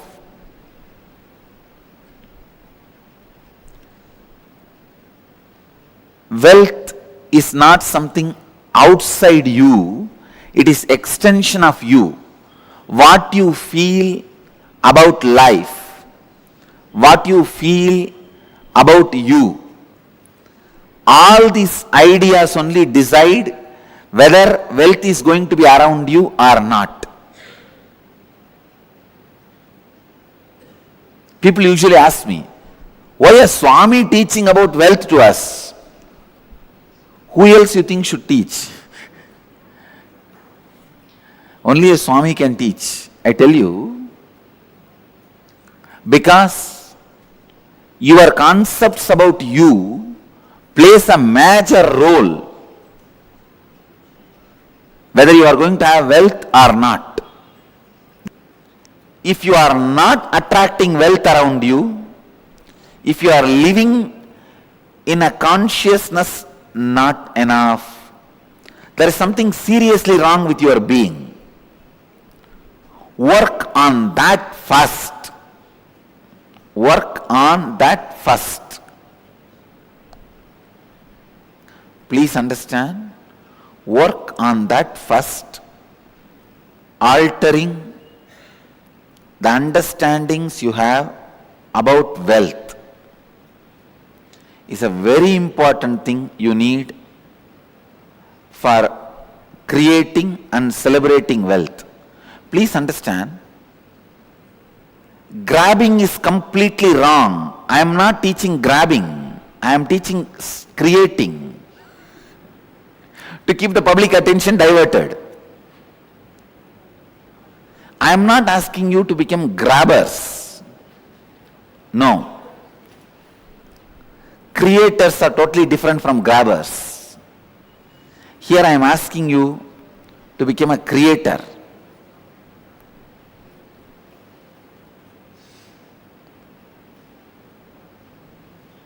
Wealth is not just money and gold alone. It is a space in which you feel abundance. I am not saying without money and gold start feeling abundance. Have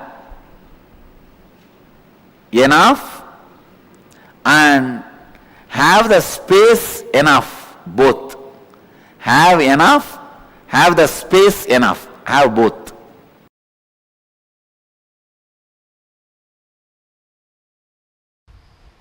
Wealth,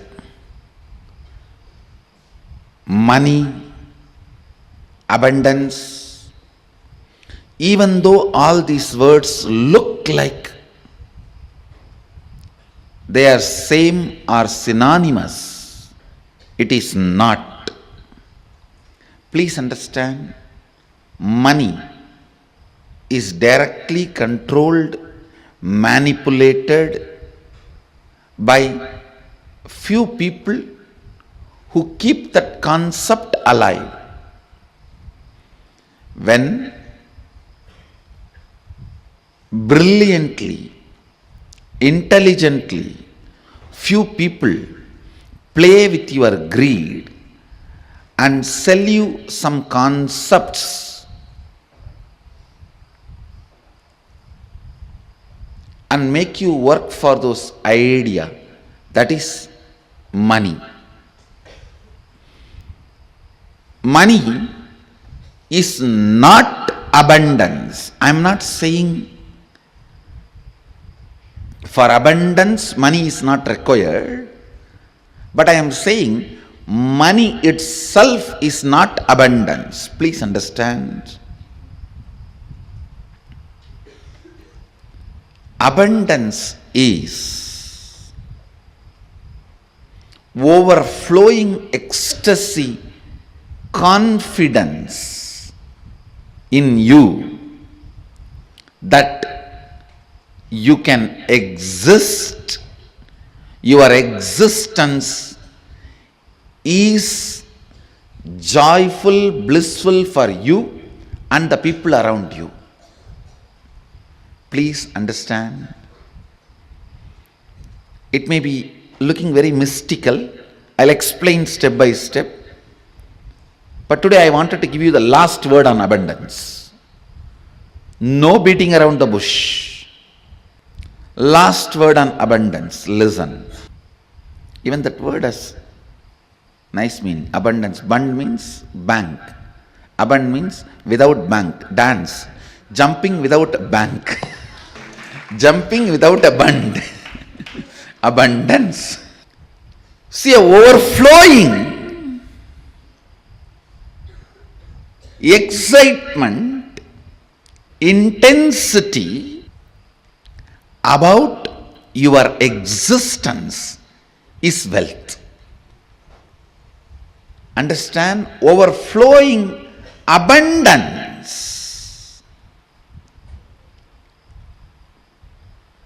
about your existence, which expresses as your health, as the confidence to make whatever you want, as a strength to manifest everything you need and not attacked, disturbed, destroyed by the so-called social impossibilities put on you. Please listen. Society puts impossibilities on your head so that you can lose the idea, you can lose the purpose, you can lose the goal of your existence. Please understand. Man who remembers his purpose and goal can never be manipulated or controlled. He will always be living in abundance. If you want to enslave somebody, first thing you have to make him forget his goal. The man who remembers his goal is the wealthiest man in the world. He is the most wealthiest man because continuous remembrance will create an ability to manifest. Some of the basic truths about abundance need to be internalized. Please understand. The real abundance is awakened feeling. That's the essence. Experiencing awakened feeling physically, mentally, in the muscle memory level, biomemory level, and bioenergy level. Experiencing awakening is abundance.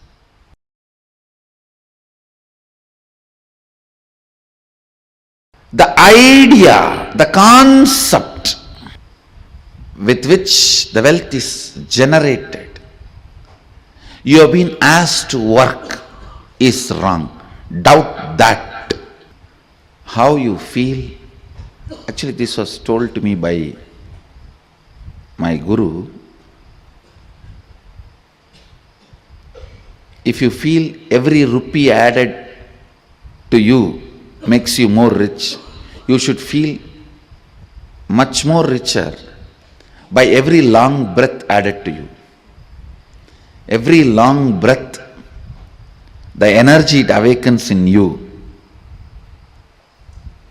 energy it radiates through you, is equivalent to every rupee accumulate. He told in the sense of that the Kundalini energy which is functioning in your system is more important than wealth. Let me explain more detail. Please understand. Poverty is nothing but deciding to live without finding solution for your problem. Somebody came to meet me. The person knows all his problems. Almost 6-7 hours we were discussing only his problems. He himself says, I am not interested in solutions, Swamiji. I told, be aware of negative people.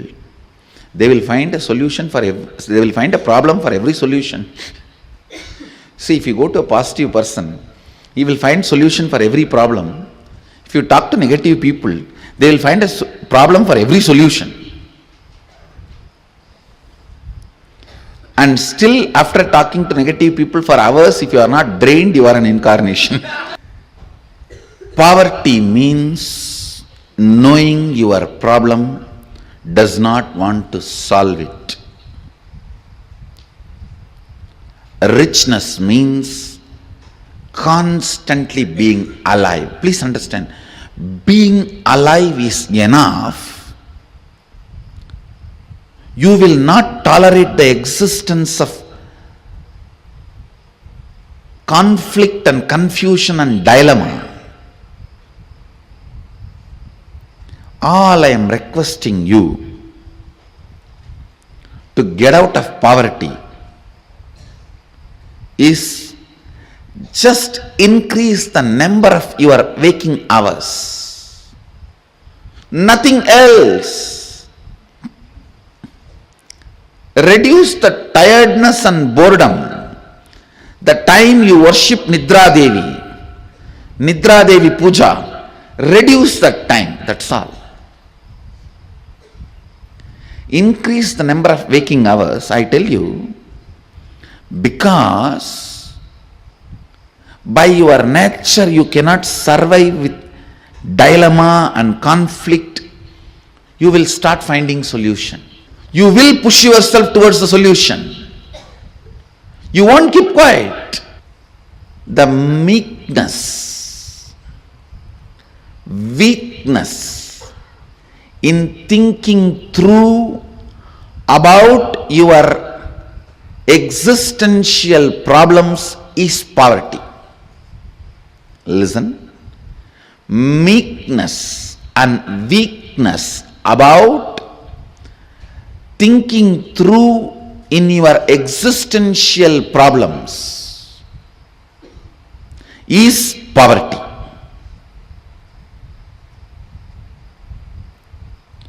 Poverty is nothing but resistance to life. Poverty is nothing but directly, indirectly cherishing and enjoying death. That is why for abundance webinar I have kept Keshavartha Murti here. By killing death only you will manifest abundance.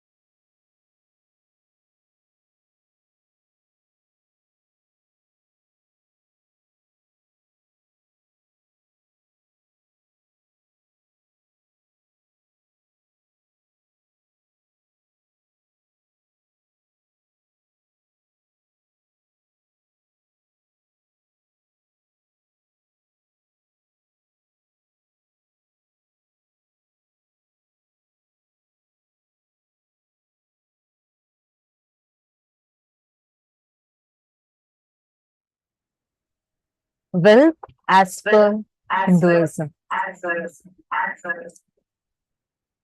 So beautifully, Swamiji defined to us literally what wealth is and how the myths that we carry about wealth are wrong. Wealth is not something wrong. Being wealthy, wanting to be wealthy is not something wrong. I know we all generally normally think that, oh, it's a very common misconception that we carry. Like almost poverty is equated to, say, sacredness, being spiritual. No, it doesn't work that way. We all the time equate poverty to spirituality. We equate poverty to call yourself as some good person. But poverty is a lack of consciousness. See, there are people who consciously decide, I don't want wealth. That is okay. That is different. But equating poverty to spirituality is not the right thing, because being wealthy is a significance, it's actually signifying that you are consciously alive, active. So Swamiji had taken us through a series of powerful cognitions, and the first part of the session we all understood how the conflicting desires, contradictory desires inside us are responsible for us not to manifest wealth. How many of you understood that part?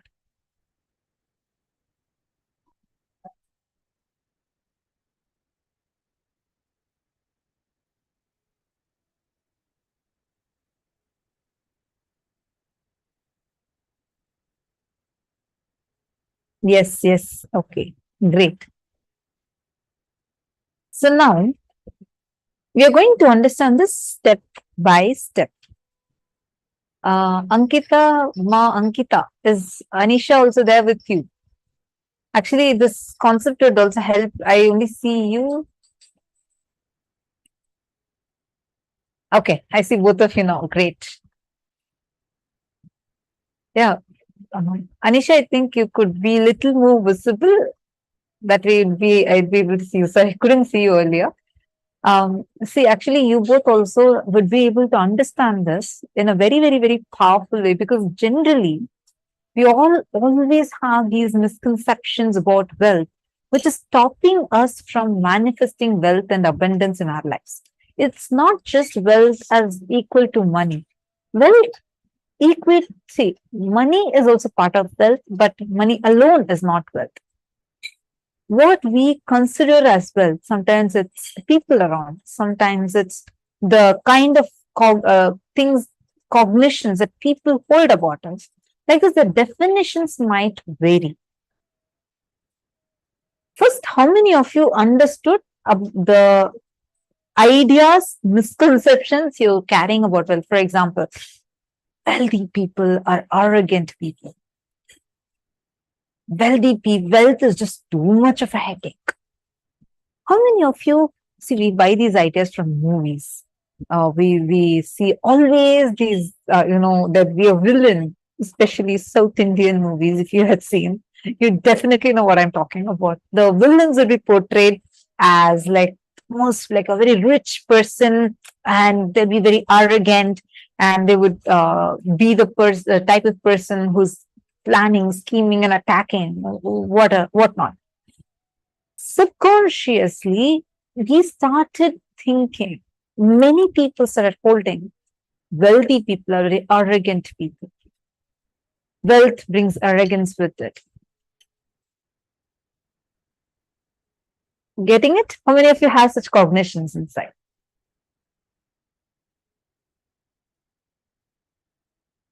That's my biggest problem in life, by not understanding correctly about wealth. Ma Nityananda Jnana Yogini has posted. Yes. Actually, Ma, that's one of the biggest problems that almost everybody has. Ma Zinjangzo, I'll come to your questions about God a little later. First, let's understand this one concept about wealth, okay? Then I request if you could top it up again a little later. I'll definitely answer your question. See, the cognitions you carry about wealth, wealthy people, all of these matter. You go on saying, I want to become rich, I want to become rich. And one more side, you keep cherishing the statement saying, oh, wealthy people are arrogant people. How do you think then wealth is going to manifest for you? Understand, you actually have the power to manifest what you believe. When you believe wealthy people are arrogant people, your consciousness is definitely not going to manifest wealth for you. If you believe wealth is overwhelming, definitely your consciousness is not going to manifest wealth for you. Once said you have a desire to be rich, you want to get more money, you want to buy your own house, no problem in those desires. Problem comes when the desires get conflicting, contradictory, and complicating. So now we need to understand this. Where does this actually happen? Let's understand about this conflicting desires, contradictory desires, and complicating desires. Okay, I want you all to do a quick activity with me. I know we do it every season, but this gave me such a powerful understanding. So could you all do this along with me, please? May I request all the participants to close your eyes. You're going to visualize along with me, and you're going to be visualizing whatever I'm telling. Okay? Ready? Please close your eyes. Visualize these things. I am walking. Just visualize yourself walking. I am sitting. I am running. I am dancing. Just visualize these things. Visualize you doing these actions. Now visualize, I am not running. I am not jumping. I am not sitting. I am not standing. Please relax. Okay. Now could you all take a moment and share with me? What did you observe? Whenever I said a positive action, when I say I am running, I am walking, I am doing this action. Were you all able to visualize you doing those actions? Yes? Wonderful. Now, how about when I say I am not doing a particular action? I'm saying I am not jumping. I am not standing. I am not sitting. Were you able to visualize those actions? Probably you would say, yes, I visualized. When you said I'm not standing, I visualized I'm not standing. Well, how did you visualize it? I visualized myself sitting. Again, you visualize only an other action. The word not does not exist in our visualization. How many of you are getting this? This no and not, you cannot visualize it. How many of you are clicking with this? Oh my God, yes, yes, yes, yes. Diana's fellow saying, yeah, I did not know what to do. I know, right? First time when they made me do this exercise, I was like, what should I think? What should I think? Come on, I'm not getting a visualization for it. How many of you are clicking with this? Hey, come on, I see so many of you in camera participating. I request you all to post messages. See, we are having participants across like 10 different Zoom rooms.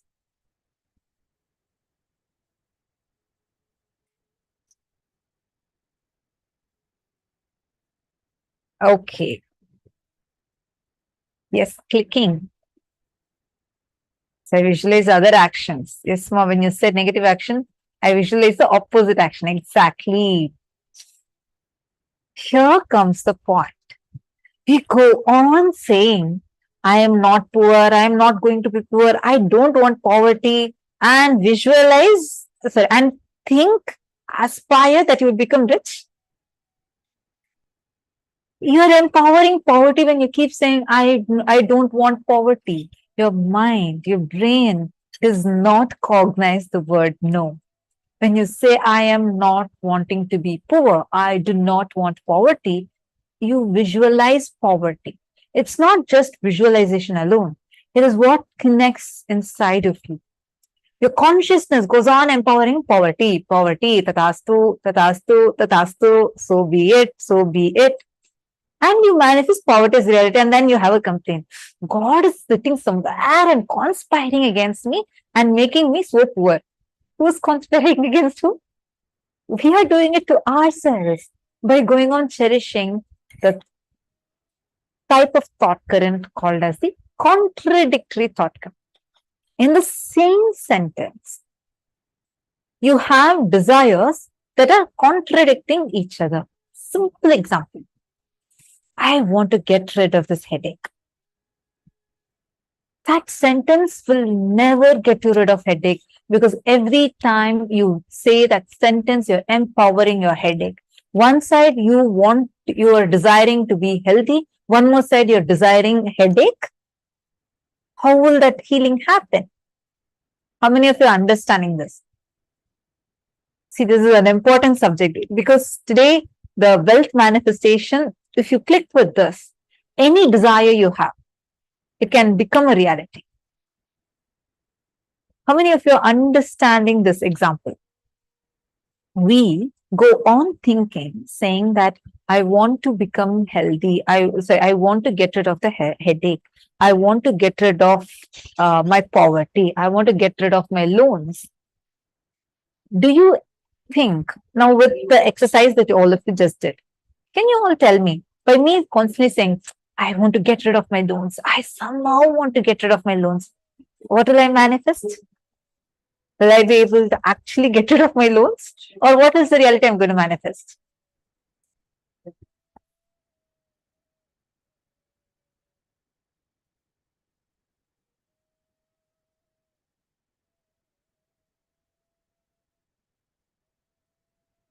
By constantly saying that I want to get rid of my headache, what exactly am I going to be, by constantly saying I want to get rid of my loans, what is the exact reality I'm going to be manifesting?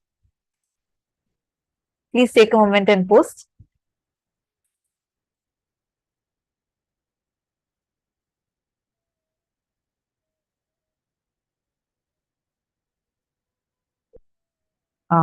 Correct. Madonna has posted that will only manifest more debts. Exactly. Madiana's below, more loans. Exactly.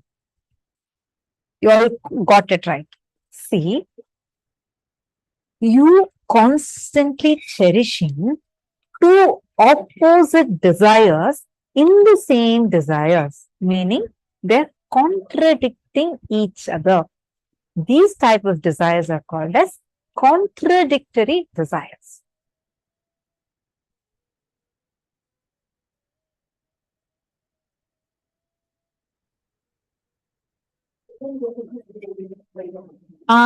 Okay. Ma Uma Lam Kaje Lam Lan sorry. Ma Uma. I'm sorry, I'm not able to pronounce the last word. I really apologize for that. Ma Uma, you have posted another example saying you have a conflict between spiritual and material desires. That is not coming under this subject. See, there are three types. First, contradictory desires. Same desire, you have two contradictory thoughts within that one line. Means the sentence is contradicting itself. The same desire is contradicting the purpose of it. Next, conflicting desire. Conflicting desire means two desires. Like example you posted is conflicting. The spiritual and material issues. You all the time want to do spiritual practices, and you all the time want to increase the income and through better paying jobs. See, first of all, these two are not conflicting, but right now you feel these are conflicting. Let's address it as conflicting desires. So this is conflicting desires. Third category means, see, conflicting, are you all understanding? First, are you clear with contradictory? Contradictory desires. Same desire, you have two different, like you have a desire to become healthy, but you go on empowering your headache. So your desire is one, but what you're empowering through the desire is contradicting to the very purpose of the desire. Because your mind does not understand, no. I want to be rich is different from saying, I want to get rid of all the loans. I want to get rid of all the loans. That I want to get rid of the loans is a contradictory desires.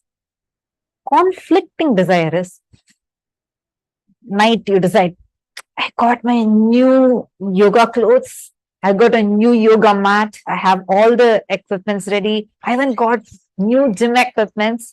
I kept my alarm, everything I'm keeping it.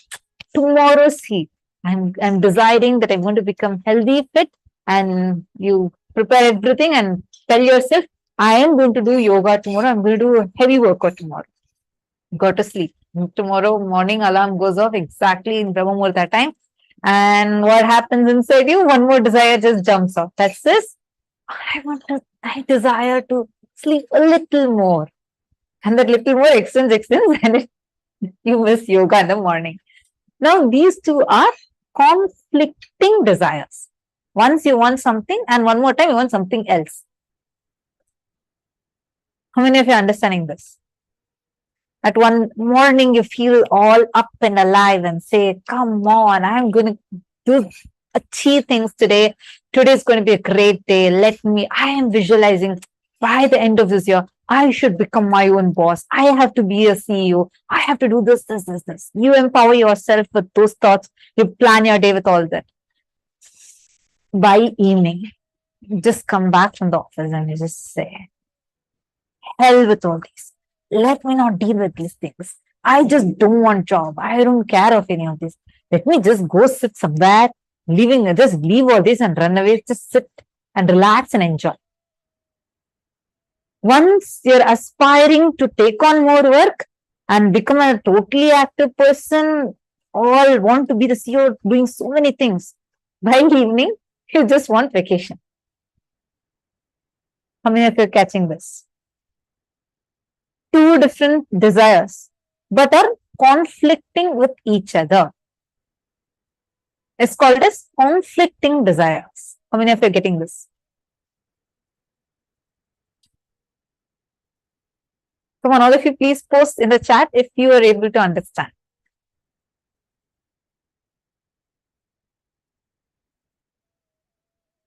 Asif Shah is saying this is very interesting. I saw it all. What can you give an example of contradicting desires?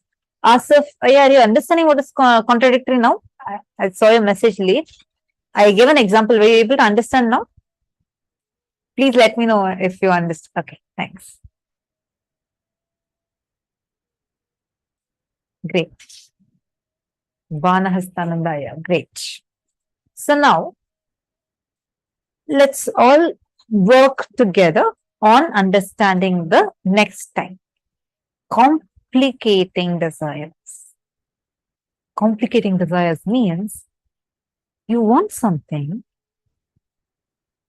instead of directly getting it, you try a very complicated way and then forget the very way how to achieve that desire. Like, you want promotion. Instead of focusing on working in a straight line, meaning you working intensely and increasing your efficiency, whatever, and achieve that promotion, you go on working in the opposite direction. You go on thinking that, okay, I'm going to first impress my boss, I'm going to impress my manager first, and then I'm going to be getting good name from him, and then I'll do this, then I'll do that. By then you're going to forget the original desire you started with. I remember the example Swamiji gave. It is like you trying to get married to experience true love. That's an example of complicating desire. Okay, just kidding. See, you wanting something, but then you try all directions and forget the very way how to achieve it. So then you complicate it so much in your head, it feels like impossible.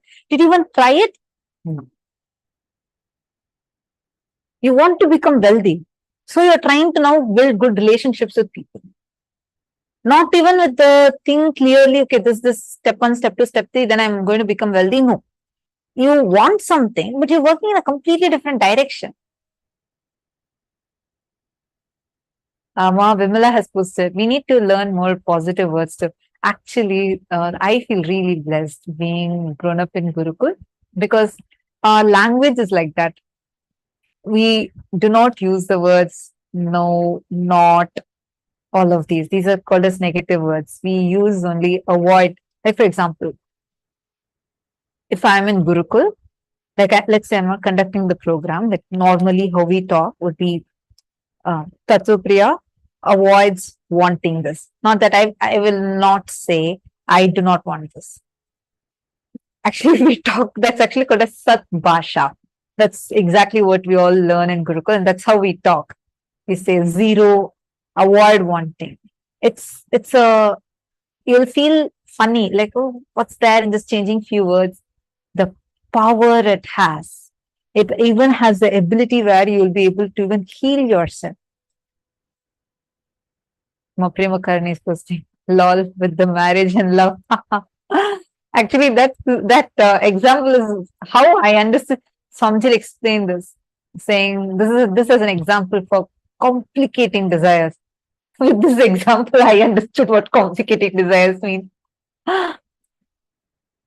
Okay, see, same thing for wealth, same thing for health. You want to become healthy, but then right now you first are looking at you say that you really want to become healthy.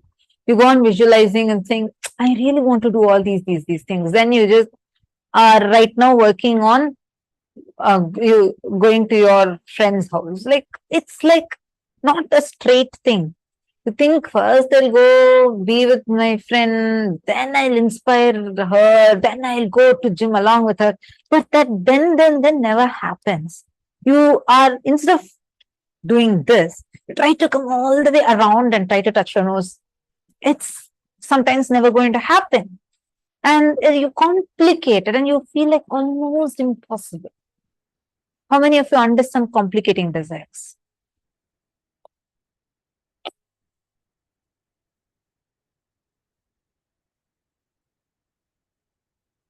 Okay, Ma Ananta Mahapurna is saying, I do not see contradiction at work. I want to be active, productive.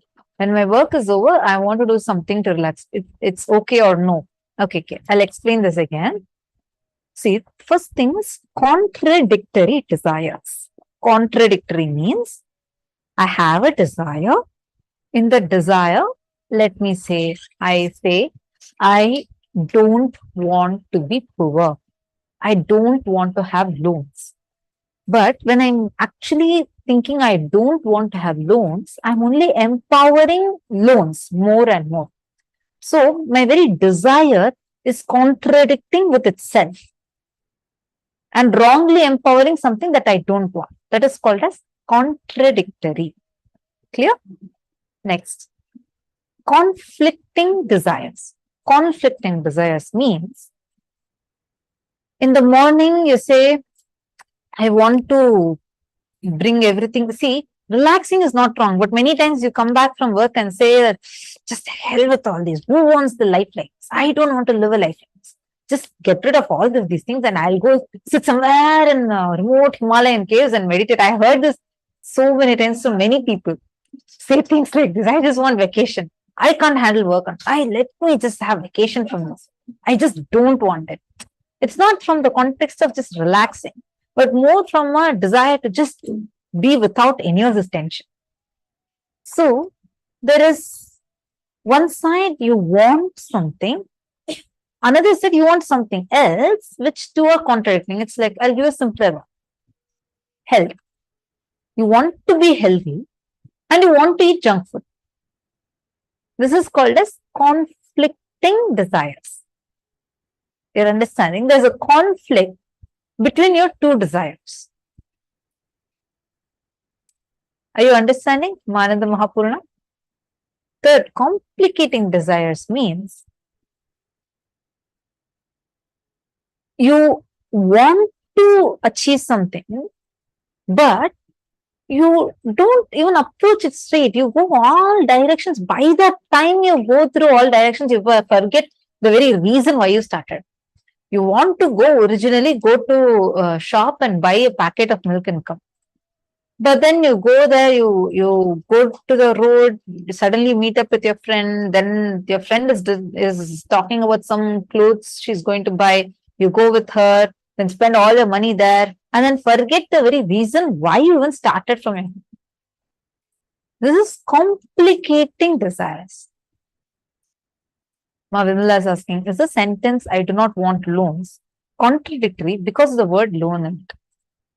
When you say I don't want loans, what's the exact visualization you have? What is the exact thing you visualize?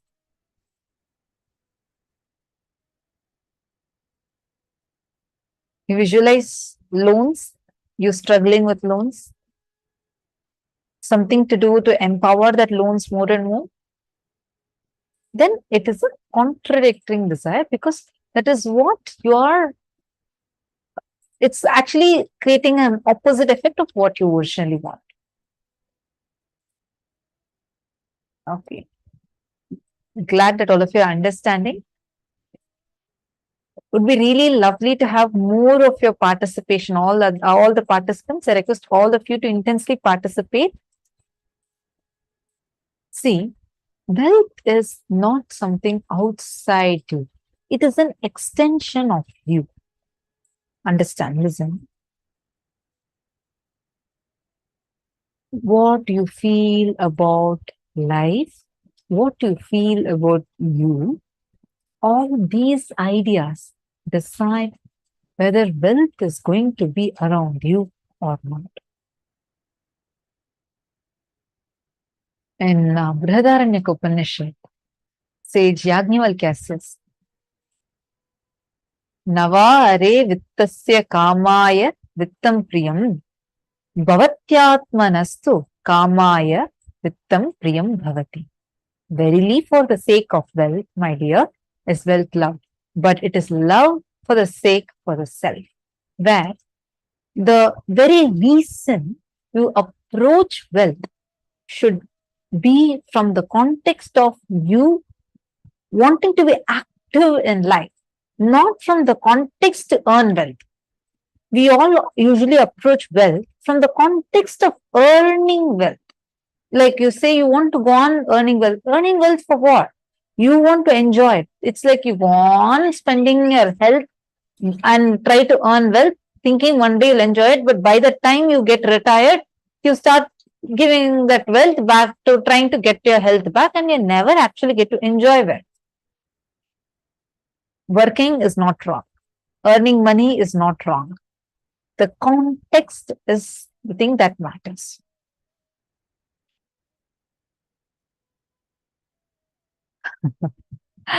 I think many of you clicked with this marriage example. Ma Nitya Kalyana Sundari has posted. Complicating desire. Want to be in love in a marriage. Contradictory desire. I do not want loan. Conflicting desire. I want to be CEO.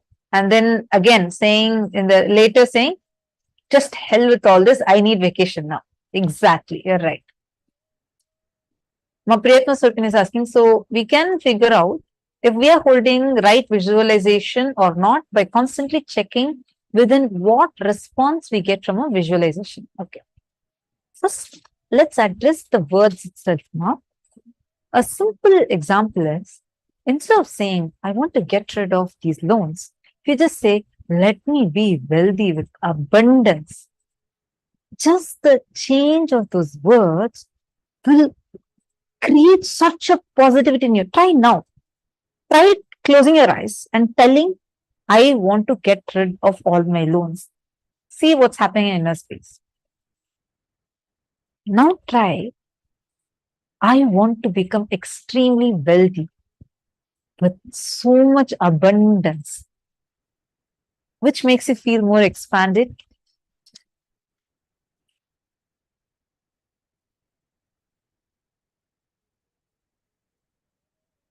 You're understanding.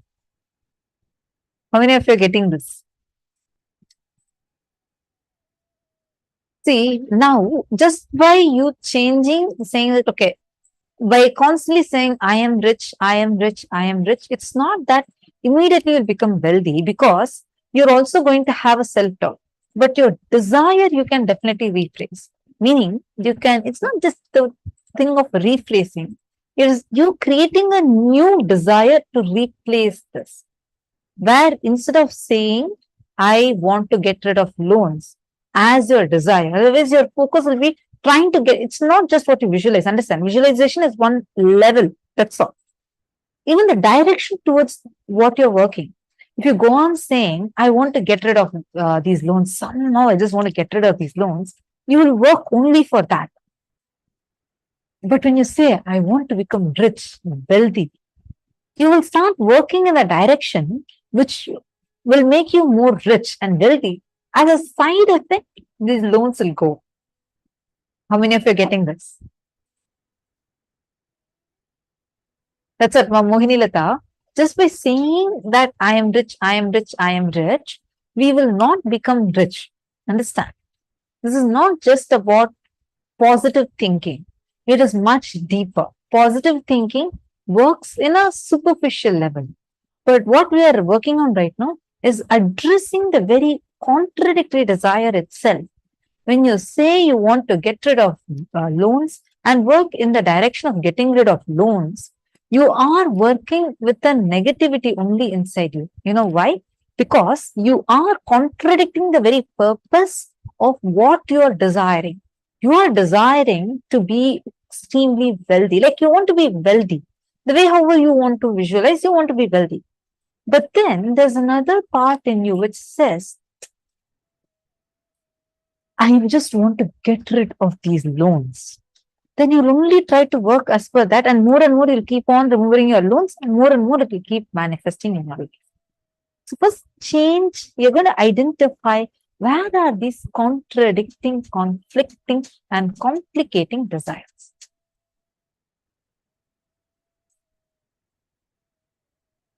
Understand? Abundance, like our Swami said. One means bank. Abundance means jumping without a bank.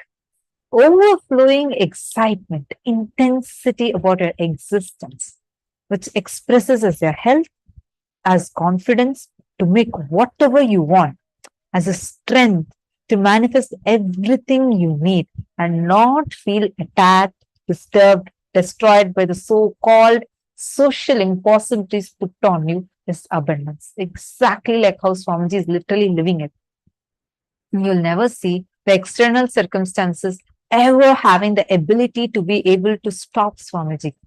So keep thinking this word unstoppable is literally made for Swamiji, because you will never see any of that impact Swamiji, no matter what. Even though Swamiji has been through the worst, brutal Holocaust ever, the entire Hindu Holocaust, literally holographic way done on Swamiji. Still, you will never see Swamiji letting any of that even affect one bit on whether it is his health, whether it is his mission of what he is wanting to do, whatever he is doing, he'll never let it affect. You having the ability to not let anything else affect your excitement, your activism, enthusiasm. That is abundance. Overflowing excitement, intensity about your existence, which expresses as the health, which expresses the strength about you, confidence about you, saying, I can do what I want, I can make it happen. Without any other things, the so-called society's conditionings or impossibilities, even having ability to affect you. So now, let us take a few minutes and all of you are going to write this exercise. The moment you remember money, what exactly is happening in you? Does it bring tremendous pain, suffering, impossibility? What does it evoke in you? Like, what does it invoke in you? What type of emotion, energy? You're going to take a few minutes and all of you are going to be penning that down. Ready? Please start.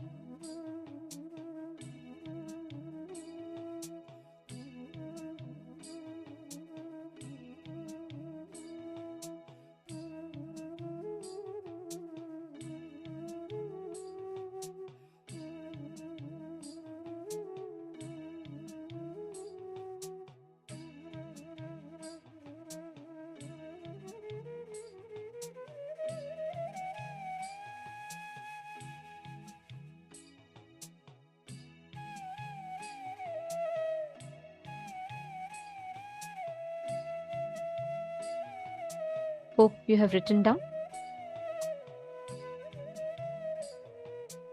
Hope all of you have finished writing. Yes. See, please understand, the essence of this is very simple. All your desires are like balloons. Let's say you have a Tom and Jerry shaped balloon, conflict. Or let's say you have a Mickey Mouse shaped balloon. Let's say you have a heart shaped balloon. Let's say you have a demon shaped balloon. Each balloon can be different shapes. Each of those balloons are like your desires. Now, if you blow air into Tom and Jerry balloon, you can't expect it to be heart shaped, right? If you blow air into, let's say, Mickey Mouse balloon, you can't expect it to be Tom and Jerry, right? What you blow life into, that desire becomes reality. That's a simple law of life. Imagine this, okay? You have hundreds of desires, very true. But what do? Morning we desire, I want to become wealthy. So we go and blow air, which is give life to that desire of wanting to be wealthy. By afternoon, you drop that balloon, you run to the next balloon. You say, I don't want to be wealthy first, I just want a vacation. Then you start blowing air into vacation balloon. Then what happens? When you're blowing air into vacation balloon, you can't expect the money balloon to become inflated. Life is very simple. Swamiji gives this analogy so beautifully, and I always click with this example. The law of life is same. Life, each desire is like different balloons that you have. Which one you give life to, it takes the shape of that. You cannot give life to conflict balloon and you can't expect completion. You can't give life to marriage and you cannot expect joy. Just joking. But each of these, all these contradictory, complicating desires, just identify where and how do we create it. How do they get created? And see that complete with this. If you become consciously aware, that is enough. Just if your consciousness becomes aware of it, that is enough. From there you will see how you will start manifesting it.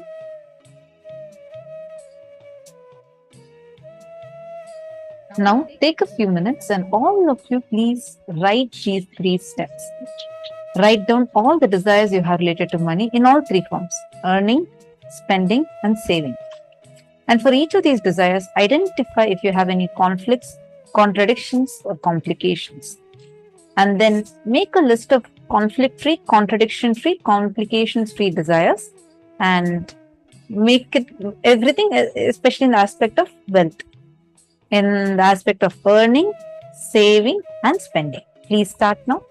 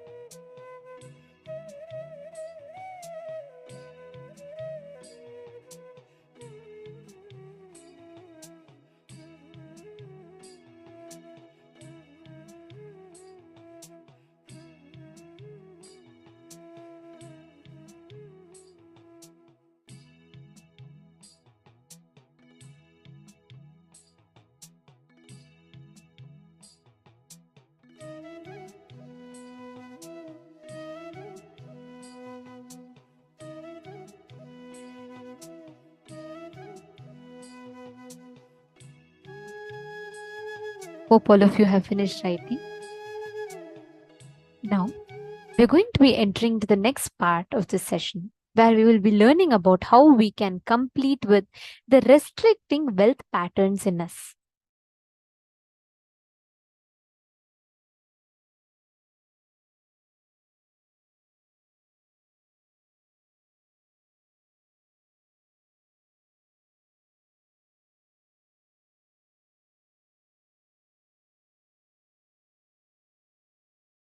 When you say, how will the Awakening Wealth Conscious program help me? It will align your whole thought current and consciousness towards life positive and wealth positive.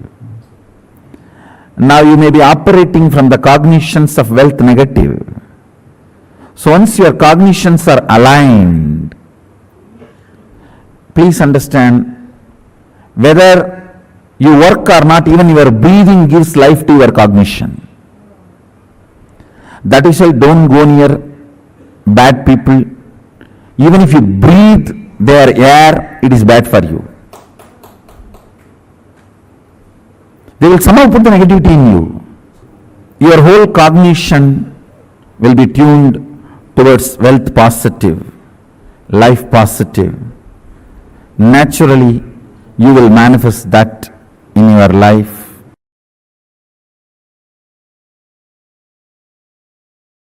Understand, giving 1 crore does not make somebody wealthier.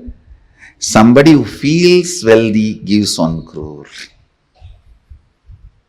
Understand, abundance is the confidence they have on themselves and their existence to manifest as much as they want, so they go on sharing, breathing out so that they can breathe in. They know they can breathe in, that is why they breathe out.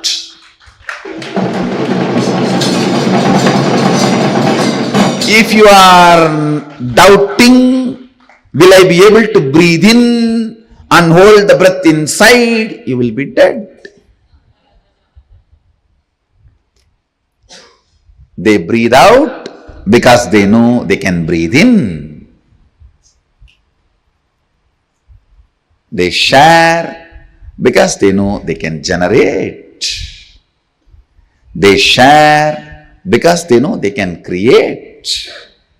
They share because they know they can manifest. Understand? Giving 1 crore does not make you wealthier. Person who feels wealthier gives 1 crore.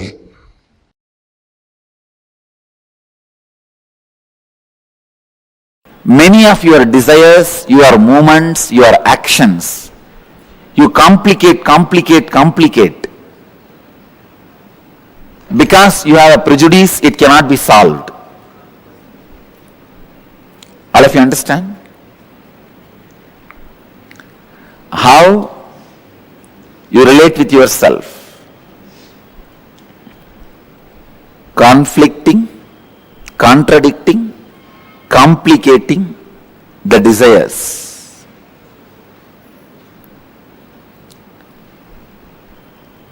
I also wanted you to understand how you relate with yourself. In 2 ways you relate with yourself. First, the lower identity or the lower ideas you carry about you, or the higher identity, higher ideas you carry about you. If I have to give an example, very small things sometimes you feel, no, I cannot walk 3 floors and go to my office. So I don't want that job. Sometimes very small things, you complicate it so much and you really believe it is a big problem. I am giving you one example. But look inside. You will see hundreds of examples where such a small thing, because of the lower ideas you carry about you, and same way sometime You carry very high ideas about you. And very difficult things, very difficult for others, you finish it so easily. Because the ideas you carry about you.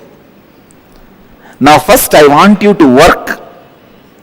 I'll give you a small exercise to work on the ideas you carry about you, so that I lead you to the next level of conflicting, contradicting, complicating desires.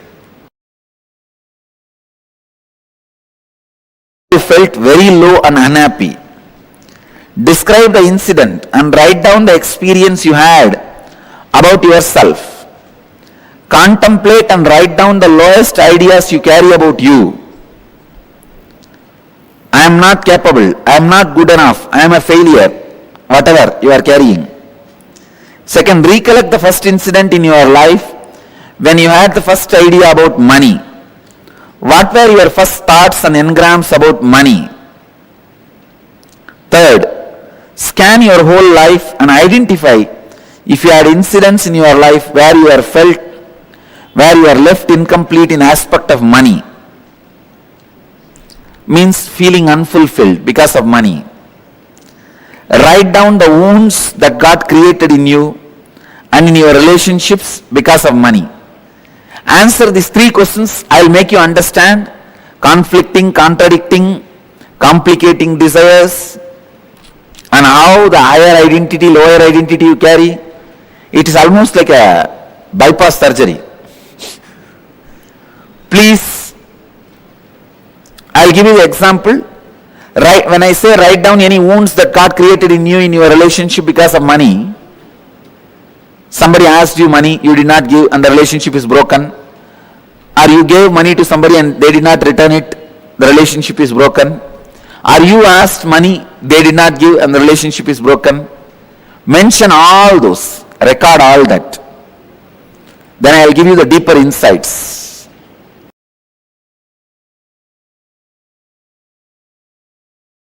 First thing, you do not manifest what you desire, but you manifest what you believe. You manifest what you perceive. You manifest what you cognize. If you cognize struggle as you, if you believe you as a struggle, you will manifest only that. If you believe, if you cognize, if you perceive you as the ups and downs, you will manifest only that in your life. So the first basic truth. So if you perceive yourself as a struggle, you will manifest only that. And you desire health, wealth, joy, completion, enlightenment, stress-free, beautiful, blissful, content life. But you perceive you are not qualified for that, or that is not going to happen for you.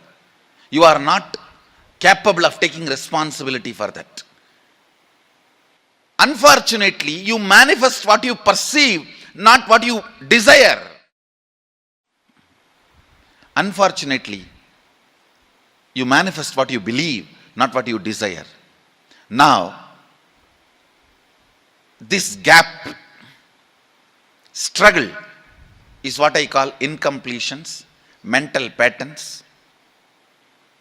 When the completion starts happening, your perception, your beliefs become your desires. Your desire and your beliefs becoming one is what I call completion. Then simply you start manifesting.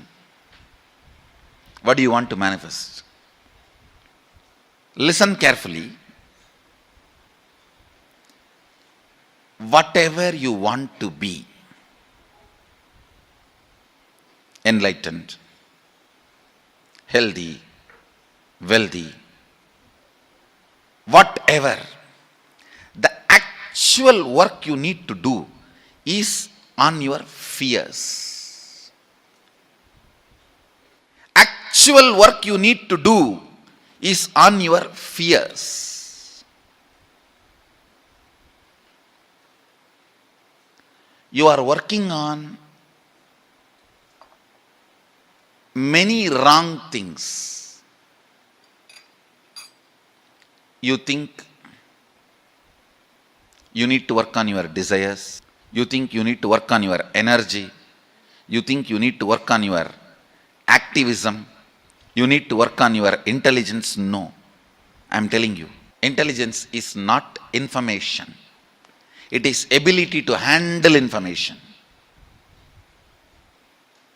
That comes only when you crack down your fears. In the path of enlightenment,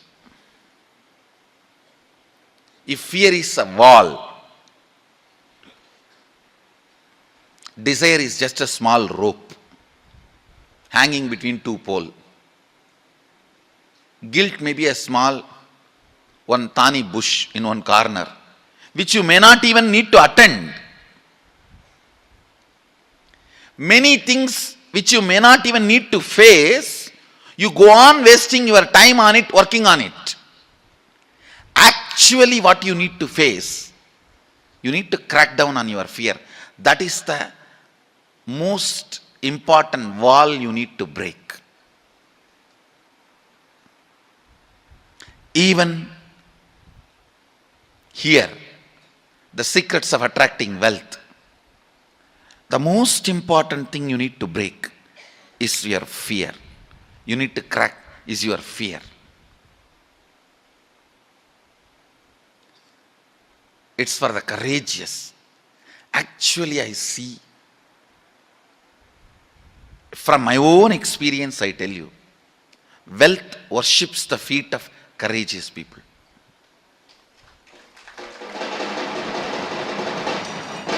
End of the whole secret. You may think, looks too plain, too bland. Internalize your inner space. Internalize this truth. Use this truth as a weapon to beat yourself down. Understand? If you beat yourself with the truth, you will never collapse. You will raise up. Wrong part of you will be broken, destroyed. Not the right part. If you beat yourself with lies and luxuries, you will unnecessarily not only create powerlessness, you will be growing in wrong direction. Drill yourself with this one truth.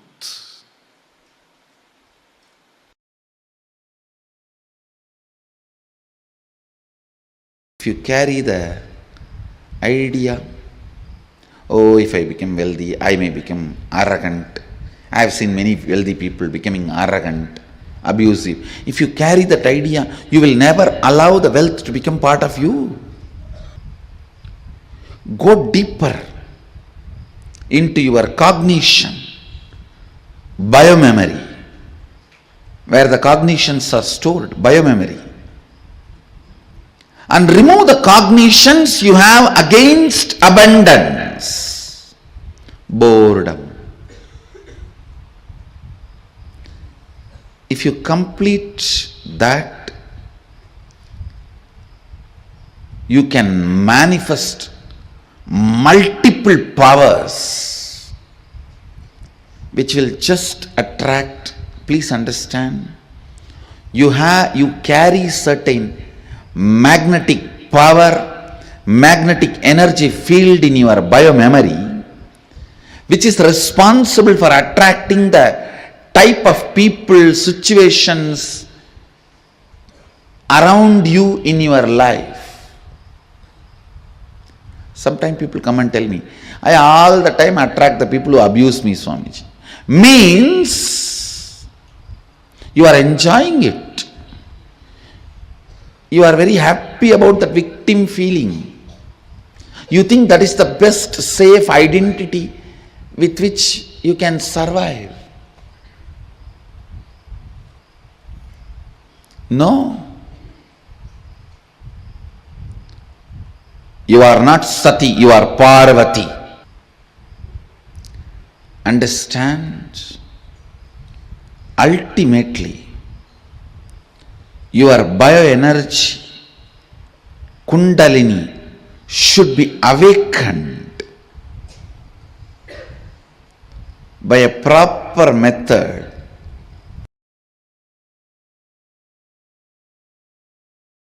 Known or unknown, you can complete. You can be out of it. It is possible.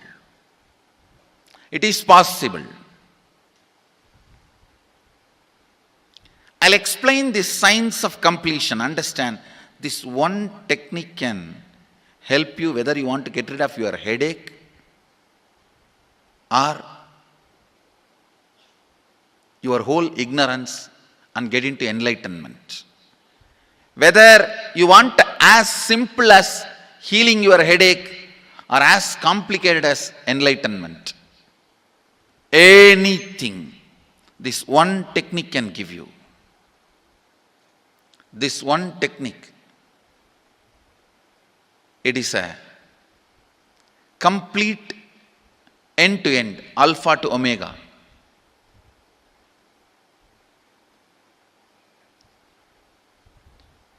It's from Sadashiva directly.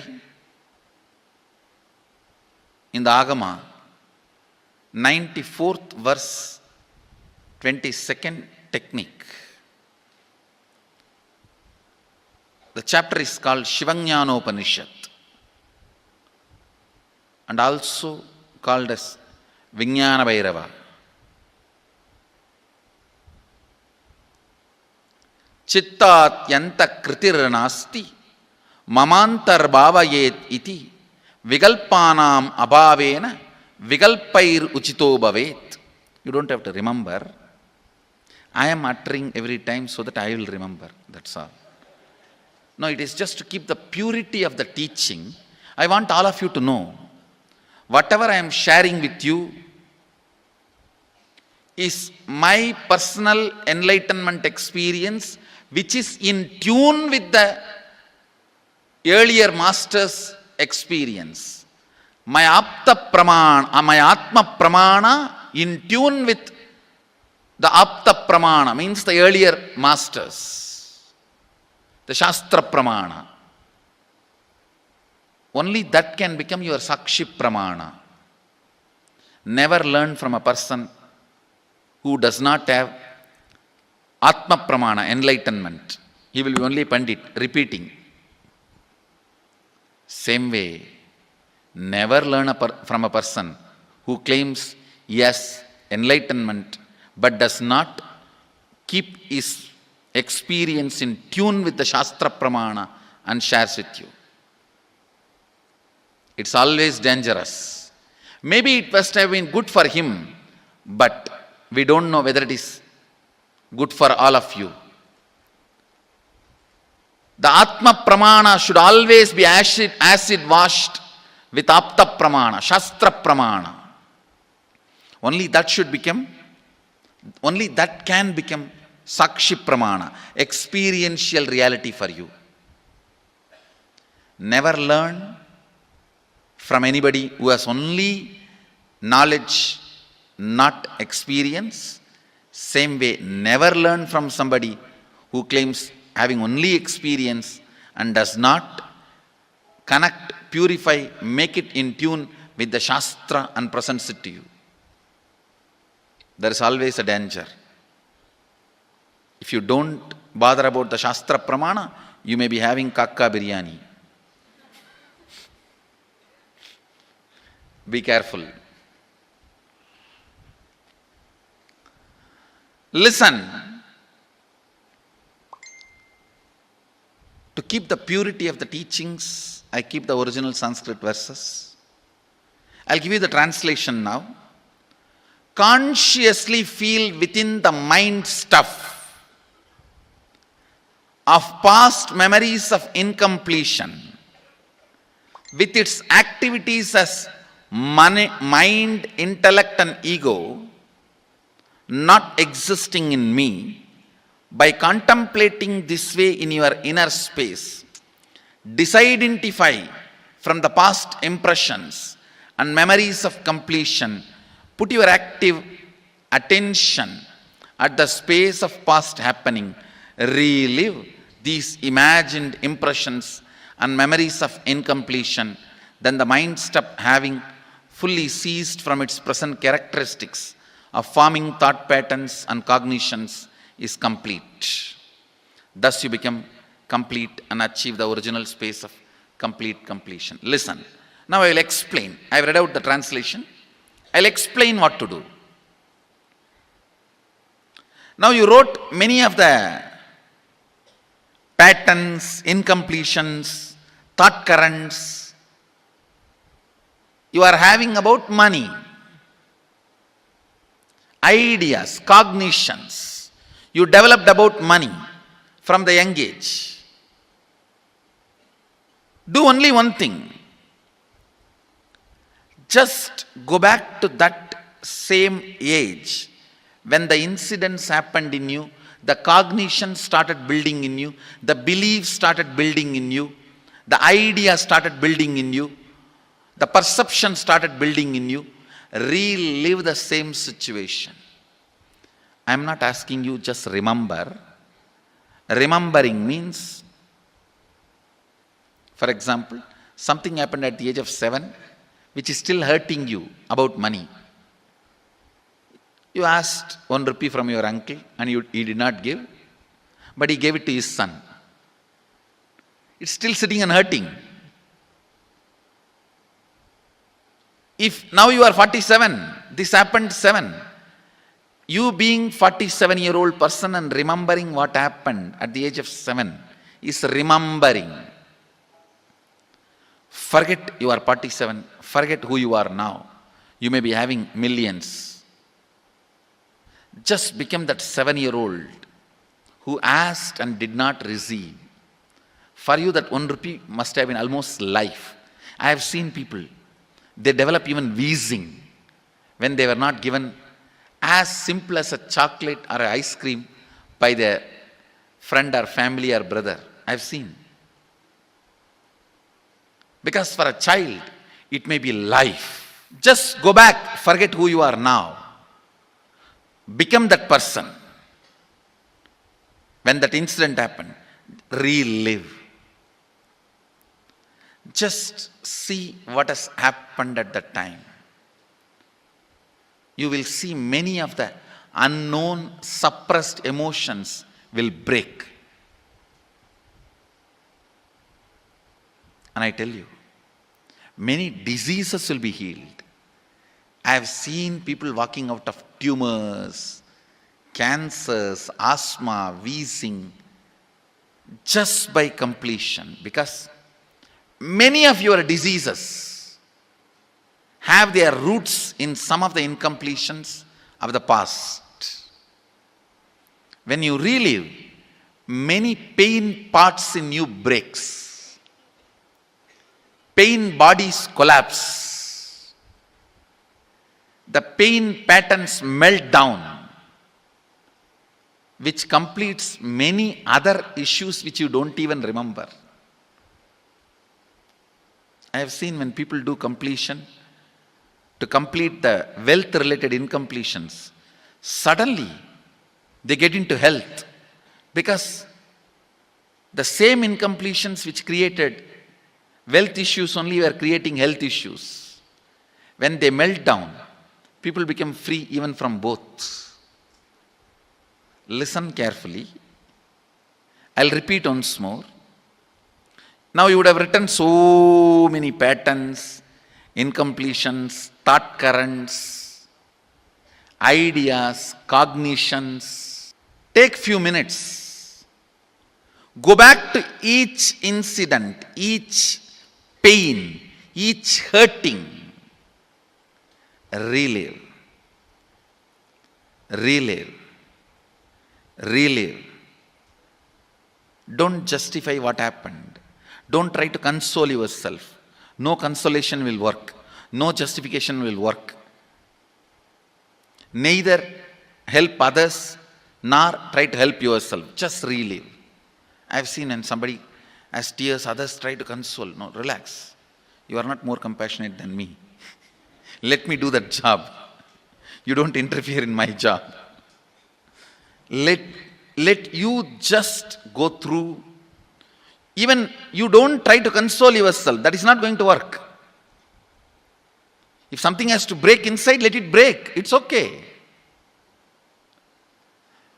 When you relive, the powerlessness, incompletion loses power over you.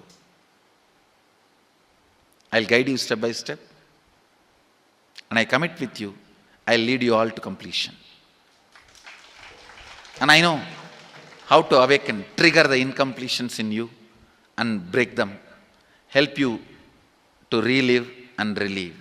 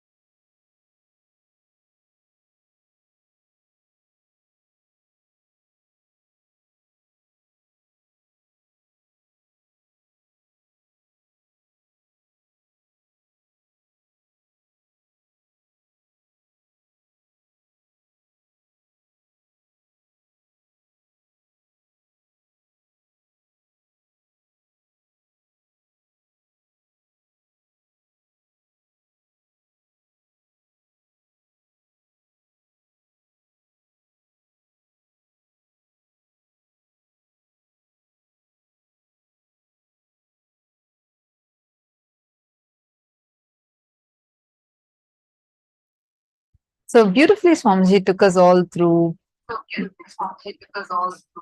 how we all carry this wealth restricting patterns.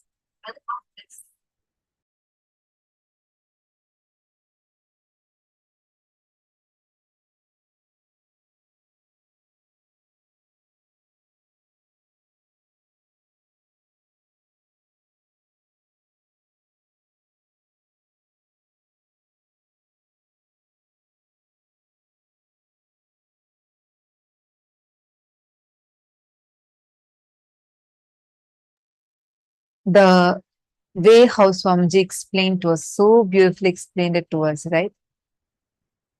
The wealth restricting patterns, like whatever you all had written down so far.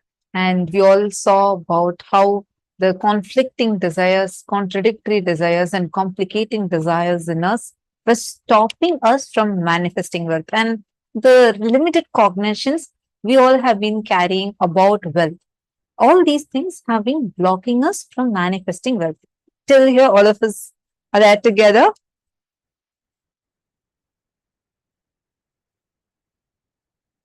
Now, the main incompletions that you identify, the situations you've written down.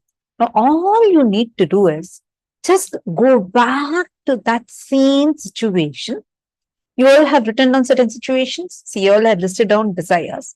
And you all also made a list of the situations. Am I right? If you have not yet made it, please make it now. Because this is an important step, as we had mentioned even in the morning. Today's every single session is too important for your wealth manifestation.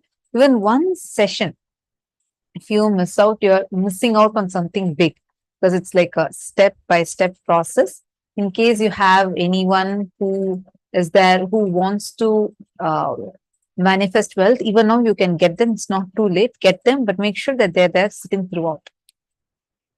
Awakening the wealth conscious will, that wealth consciousness, that itself will align your whole thought current and the consciousness towards life positive. Wealth positive consciousness will make you more and more life positive and wealth positive. Now, you may be operating from the cognition of wealth negativeness. Many of your desires, your movements, your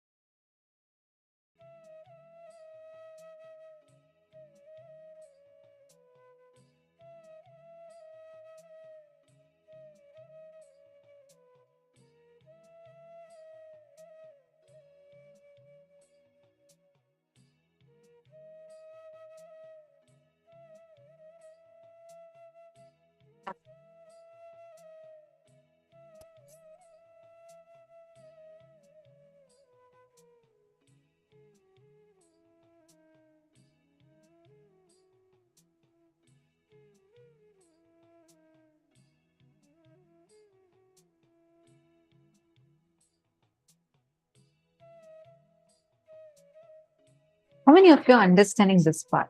See, the cognitions, the limited perceptions, limited cognitions you carry about wealth affects your wealth manifestation. Till this, are all of us clear? The contradictions, conflicts, complications in our desires make our desires to not manifest. Many of your desires, the movements, actions, we complicate it because we deeply think, we have a prejudice, it is not going to be solved. Like you cannot solve it. Like a simple example, you feel so complicated that somehow very strongly you feel you will not be able to become a millionaire. Like a complication. It's not even like a cognition, it's like a complication you carry so strong. And because of that, you start feeling that whole thing is going to be unsolvable and complicated. In two ways, you relate it yourself. First, the lower identity, the lower ideas you carry about you, or the higher identity, the higher ideas you carry about you. For example, sometimes you feel, oh God, I just can't walk 3 floors and climb all the way to my office. I just don't want this job. It's a simple thing about you are not able to climb the steps.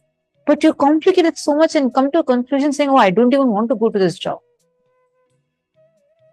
Understand, that is why these understandings, these are very, very subtle. Only when you are in intense listening, you'll be able to catch it. Sorry, I see a message saying no sound. Are all of you able to hear me? If you are able to hear me, please could you all put yes in the chat?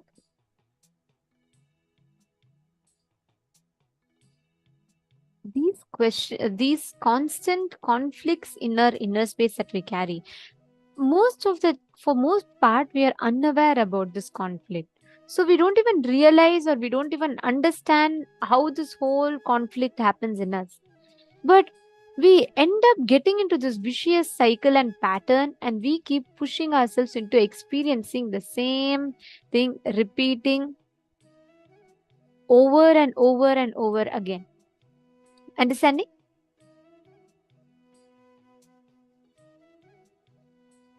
Now, each moment each one of us, we just need to catch, we just need to be aware of what are the kind of conflicts that we are entertaining in our inner space. See, giving 1 crore or having 1 crore doesn't make somebody wealthy. Somebody who feels wealthy gives 1 crore. Understand? Abundance is the confidence they have on themselves and their existence to manifest as much as they want. So they go on sharing. This is a simple law of life. Swamiji tells you sharing to the society so that society can contribute back to you, so that you can keep continuing to contribute to the society, is the right understanding of wealth. That's the right way to earn wealth as well. Many times we get stuck in the conflict to try and identify, oh God, am I doing the right thing? Is this what it is? Am I manifesting the correct way?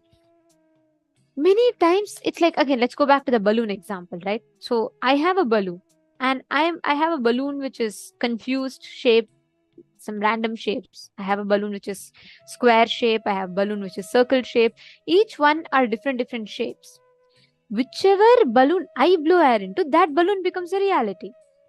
Now, same way with all your desire, whichever desire you blow air into, that desire becomes a reality.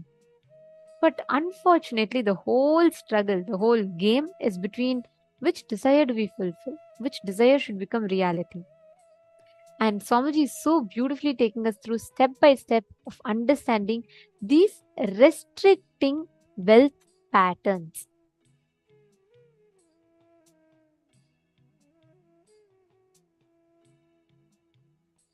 Yes, any questions? Okay, Ma Vinuta Nagaraj is asking question. Ma, if I don't like to work but want to do something meaningful like helping people with yoga, but also desire to become wealthy,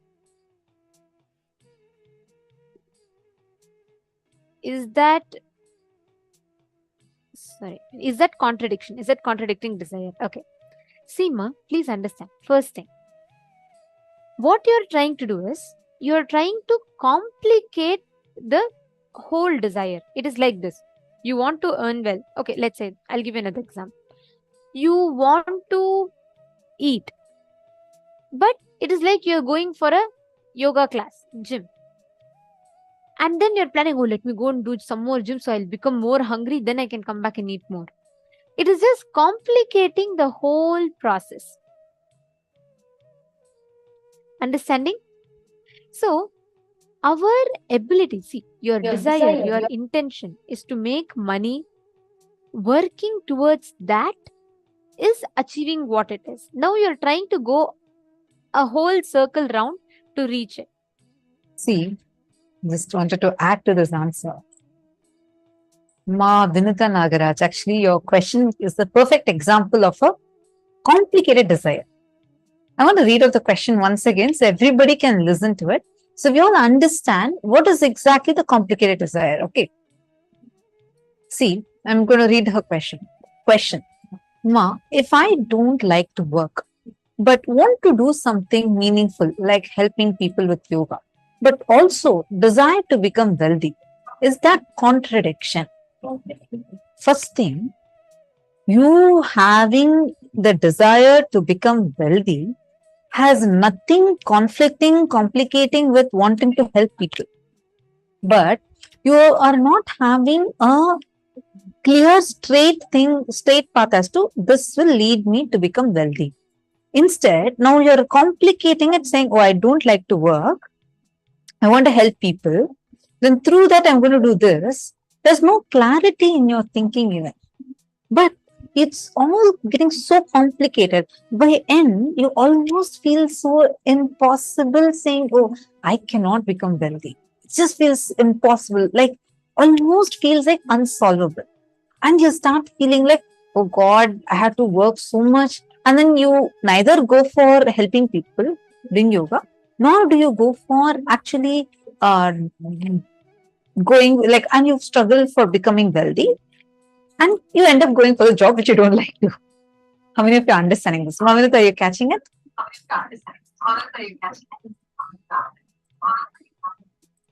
So this exactly is an example of the complicating pattern.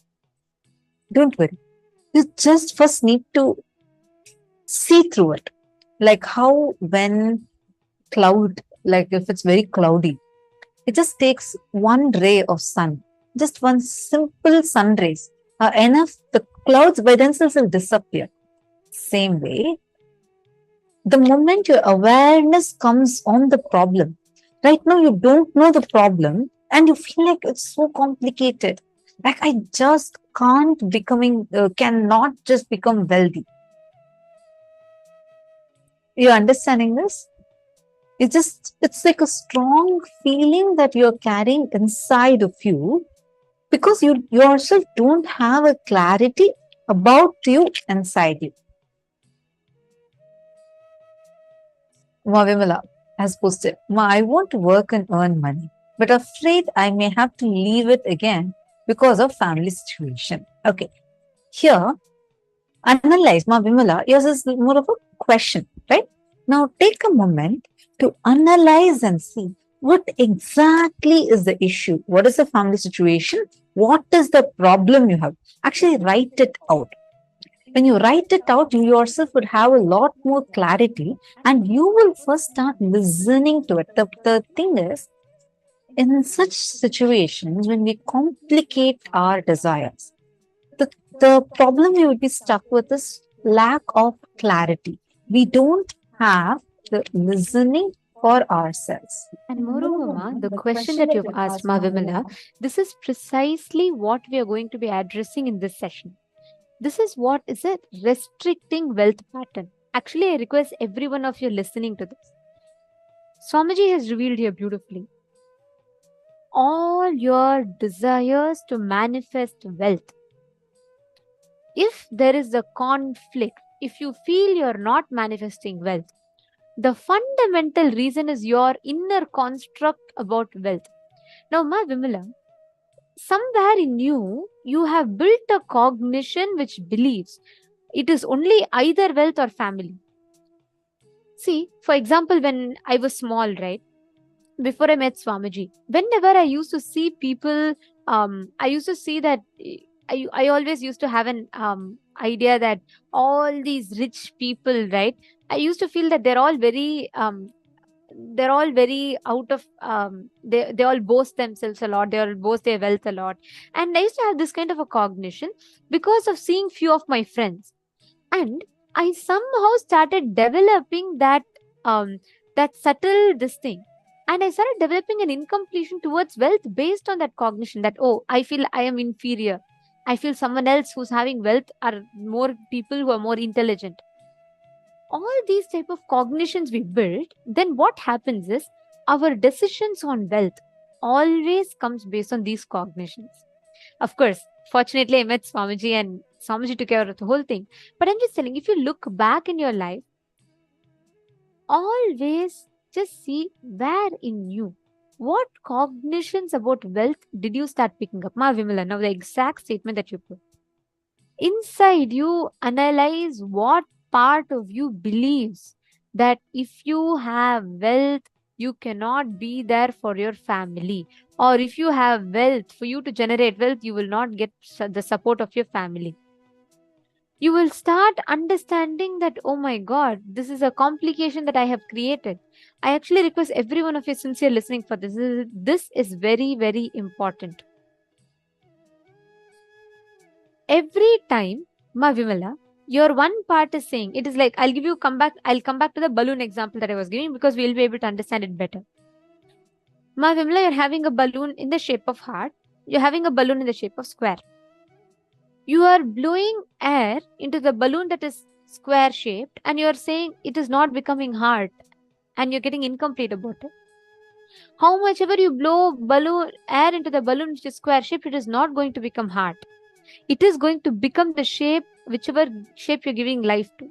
Now, what you're doing, sometimes you're suddenly trying to give air to the heart shape, then you leave it, suddenly you jump to square shape, then you leave it, suddenly you come back to heart shape. You keep going back and forth, which is why you feel both are not happening. But you just need to come to the conclusion. First, one does not conflict the other. When you analyze the cognitions about wealth that you carry, And when you come to completion, you will simply see the whole thing will start manifesting for you.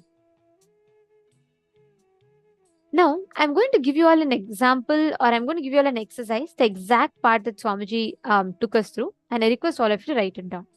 In the first part, please describe an incident where you felt very low and unhappy. Write down the experience you had about yourself. Contemplate and write down the lowest ideas that you carry about you. Like, I'm not capable, I'm not good enough, I'm very poor. Write down what is the low inner image, the lowest moments about yourself that you experienced.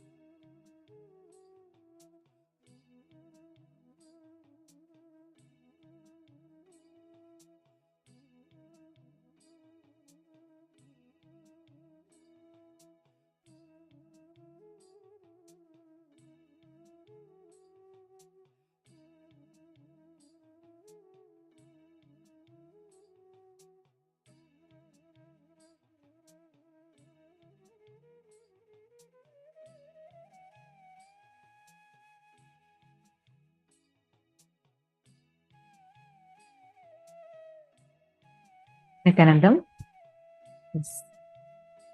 See a question. Ma Vimala is asking, Nityanandam, is wealth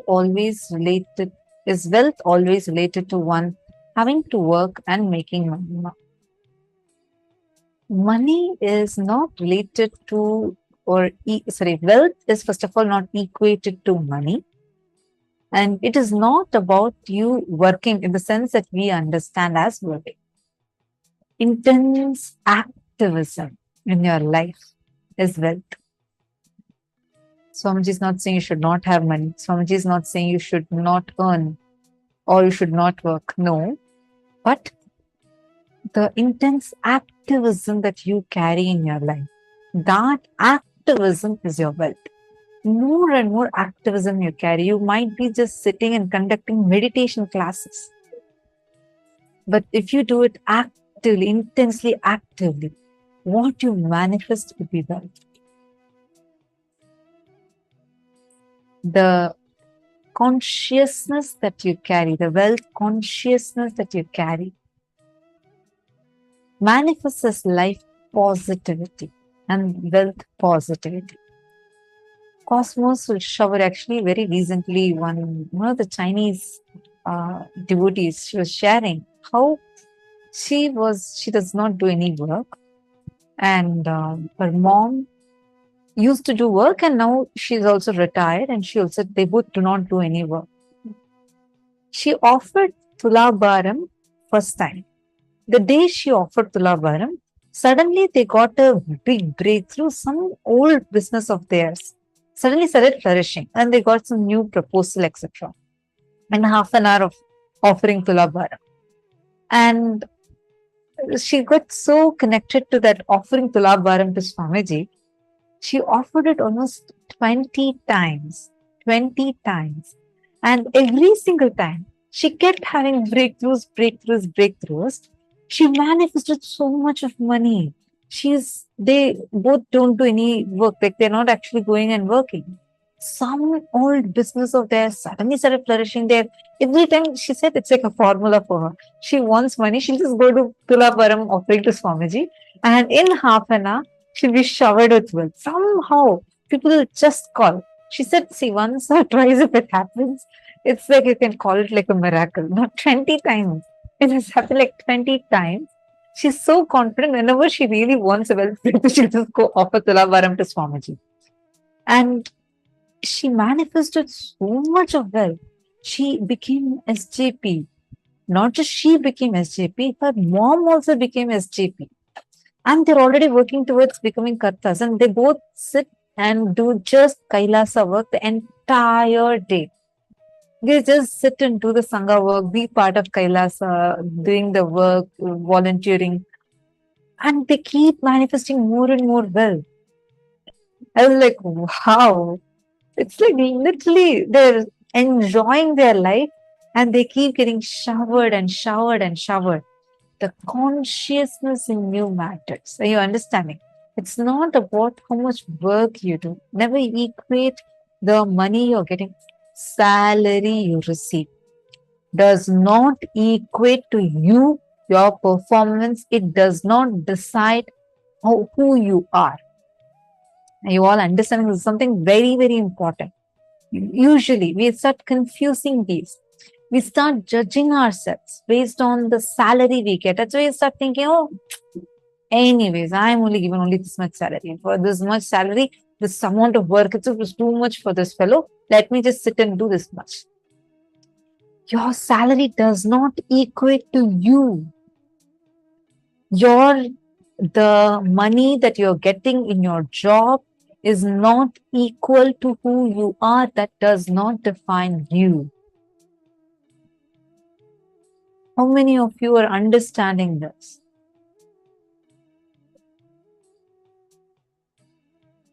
Mapuja Kumar is asking a question. Nityantam Mapuja, nice to have you here. What does activism mean in this context? Just being more active or doing something enriching? Okay, beautiful question. Activism in this context is the whether it's a work or anything, any front that you want to involve and do. How active you are towards making that happen, just being intense. Actually, Swamiji is an amazing technique to become to become someone who attracts abundance and wealth. Try this. Just 11 hours a day. 11 hours a day. You should be intensely excited, enthusiastic for 21 days. Just intensely excited, enthusiastic, 11 continuous hours. You should be awake, doing things, being involved into things. Just 11 hours for 21 days.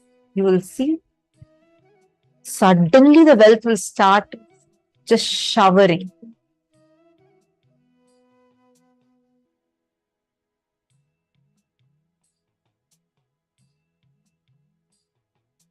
Can it be house chores, Mama Vinita Nagaraj? Yes. Even the small things, sweeping, mopping, it can be even that.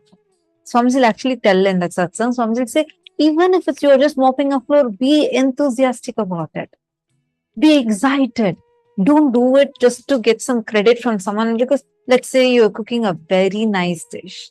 You're so expecting, by the time you finish the dish, you have 100 thoughts expecting, people should say it's nice. My son should appreciate it. My husband should love it. And they should praise me like this. They should ask me how much stress I took. They should do this. They should do that. And with all these expectations, you go and you offer the food, and they all are busy in their phones and they don't even care to look at you. And you'll just feel like that whole excitement just. So that's not the kind of excitement you would be needing, because that's going to go away. You need 11 hours of unbroken excitement. Even be in this program, just feel continuously active, energetic, alive, excited. Pooja Kumar saying, thank you. That makes a lot of sense. See, anything you want, the first and foremost thing is you being intensely active. The problem is, now they go, okay, so even in my office, I'm working, not really, because you're not enthusiastic. We start with saying that, okay, I'm going to be enthusiastic, I'm going to really do it. You start with that.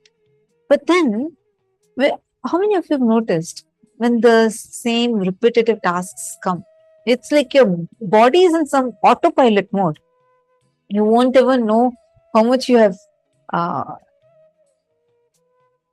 like let's say you're working on some sheets.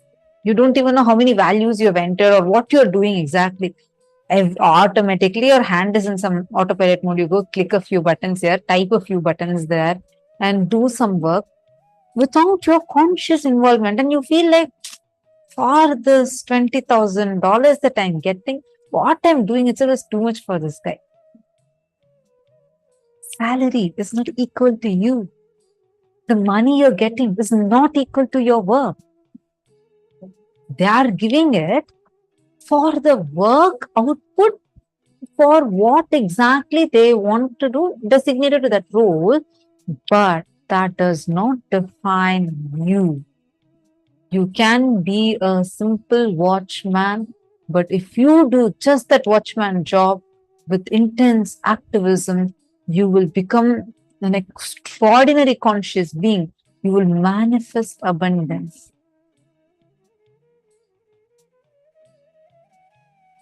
Kalyan Sundari posted, I have this huge restricted thought that money should only come from salary and doing business through selling time, talent, or labor. Money coming from other ways like investment, lottery, or any unexpected way is unstable and should not be celebrated. How to break this?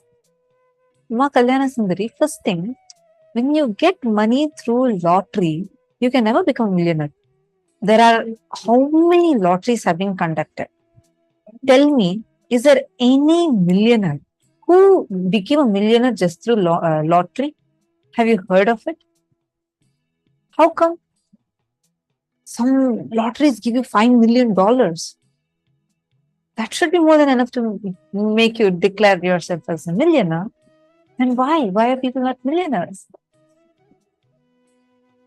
Understand your, when you get a lottery, your consciousness is not wealthy. Your consciousness, only when you become wealth conscious, your consciousness should become wealth positive, you will be showered with wealth.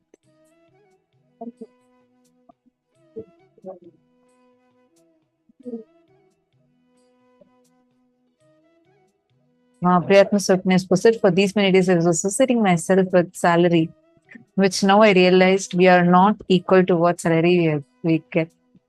Amazing, ma. This is exactly what Swamiji actually reveals, ma. What your boss pays, or what your company pays is not for you. When you understand that, you will first of all, that whole anger that's sitting inside you will just get melted. You decide you have to be consciously involved, more and more life involvement. One of the best ways, easiest ways to start this, to learn this enthusiasm is being part of Kailasa. See, some of you do have an opportunity, like the moment you have an intense desire to become a sannyasi, you should immediately jump up. But if you are someone who is feeling like, I want to do whatever my job is, but I somehow want to be associated to Kailasa, do some work, be part of the numerous projects of Swamiji, then I highly recommend that you sign up for that. Because that is what is going to really help you in becoming involved in life. I have seen when I joined Gurukul when I was 14 years old. Outside as a teenage kid, I have absolutely no experience or anything. After joining Gurukul, the kind of activities that would be part of our one day. Oh my God! Morning would start with yoga. Then we'll have sesame seeds, we'll have neem juice, and then we'll go to puja. We'll also have Rudrabhishekam. Then we'll have sometimes a group of us will go do even cooking, and we'll also have satsang with Swamiji. Then we'll have rose garden time, we have passion time, we have studies, we have temple routine. And in passion time means we'll actually learn arts, like 64 arts are there. We learn dance, music, singing, or instruments, or drawing, painting, stitching. Then there's library. Then there is, I'm still in one day, I'm not yet done. And we have Vakyatas, we conduct TV shows, we conduct programs, we conduct like online sessions for people, and we have completion classes, we do workshops. Still, our day would not be over, because we also learn stories. We have Hinduism class, we have we sometimes even go for the sacred arts, we learn about deity carving, we learn all of these.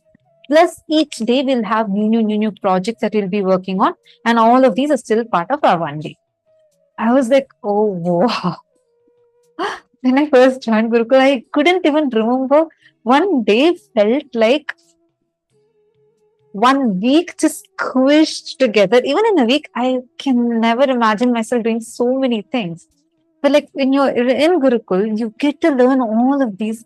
Your whole day will be so joyful, be so bubbly, and full day will be so much of excitement.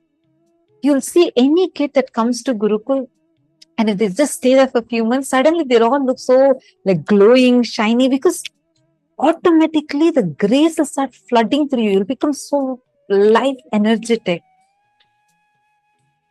And the same thing, because the way how Swamiji is, Swamiji will start Swamiji's day like really early. Swamiji will be the first person to wake up.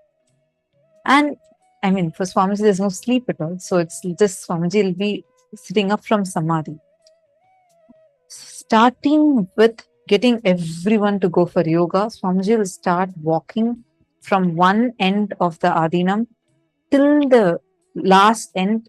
It's a huge place to go full round, and Swamiji will walk and go literally in especially Adi Kailash, where Swamiji was there for like the longest time, I should say. Like it'll take, I think, easily, if I include temple, sacred arts, Kalabhairava Gate, it'll take easily about 1.5 to 2 hours. If you just walk and go and visit every place. Swamiji will go by walk, not just visiting these places. Swamiji will walk and go, visit every single department and micromanage. Swamiji will go sit with the deities, see the deity carving. Simultaneously, as Swamiji is sitting and seeing the deity carving, Swamiji will, many times he himself will get on the ground and like do the deity carving. And then Swamiji will be giving vision for construction. And Swamiji will be doing the calculations. Swamiji will have meetings with the engineers and the infrastructure management team. And then Swamiji will be talking to the programs team. Swamiji will give the vision, detailed vision. And it's a vision, it will not just be one vision statement. You should see Swamiji will give like in at least half an hour meeting. Swamiji would have already given 150 instructions minimum. He gives so many detailed examples from the Shastras, the Puranas, the Agamas, and Swamiji will simultaneously give instructions for the publications team. Okay, now make this manual, take this Agama, in this Agama, go map this. Then Swamiji himself will give all the mapping. And then Swamiji will be walking, going from temple, starting from temple all the way for going around the entire Adinam once and then going to the Kalabhairava gate. There, Swamiji will ensure that the pujas are happening on time, authentically, and Swamiji will give micro details like, okay, today for Kalabhairava, offer, do the Vastra Alankar like this, and Swamiji himself many times will teach the Alankar.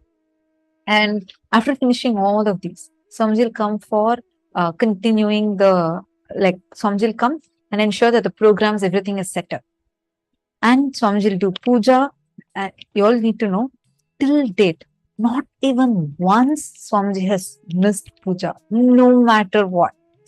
No matter what, Swamiji might miss eating or going into samadhi. Even sometimes when Swamiji enters into samadhi, Swamiji even miss breathing, but never miss puja. And like after finishing that, Swamiji will come and sit and start conducting the programs. So all the participants would be there. It used to be physical programs, right? And then Swamiji will be conducting the programs. While Swamiji is conducting the programs, in between there will be like breakfast break, lunch break. So during the break time, participants will be going for eating. Swamiji will be having Adinavasis meeting. And then, of course, I think I missed satsang in between. So like this, actually, Swamiji's day would be so packed. And this will go on till, let's say, darshan and all. Swamiji will give sometimes till 1 a.m., 2 a.m. in the night. She'll feel like, oh God, please no, can Swamiji take a break? It's like 2 a.m. midnight. Swamiji would just get up and start walking, going for one final round to check whether everything is safe, if the Adinam, everything is proper, and everyone has gone into their respective places, or all the doors locked, lights are all properly turned off, every department is proper. Swamiji will go to the entire Adinam round till like late in the night after giving darshan. And you all need to know, when darshan, physical darshan is happening, there'll be like 1,000 people, 2,000 people. And how, with what smile, the love, care with which Swamiji will start the darshan. Till the 1,000th person, Swamiji will treat them with the exact same smile, love, and care. Doing all of these, Swamiji will manage minimum at any given point of time, minimum as much as we know itself. Swamiji will be handling at least in a day, moving minimum of 500 projects. I'm talking about very minimum number. Now think, just listening to this, many of us will feel like, oh my God, it's just gone above my head already. And I'm still talking about one day. Whether attending to the devotees' prayers, attending to the Adinavasis, attending to the projects, attending to each aspect of the project, it'll be like so much of energy. Till end, Swamiji has so much of energy. Again, next morning, 2 a.m. The next morning by 4 a.m., you will already see Swamiji starting to go around. You'll be like, does Swamiji never ever even go for any rest? That kind of intense activism. How do you think otherwise? Swamiji is just 46 years old. How can one person create an entire nation for Hindus? That too for Hindus, despite facing so much of attack and persecution. It is intense activism. Intense. More and more you involve intensely in your life, more and more you will be active.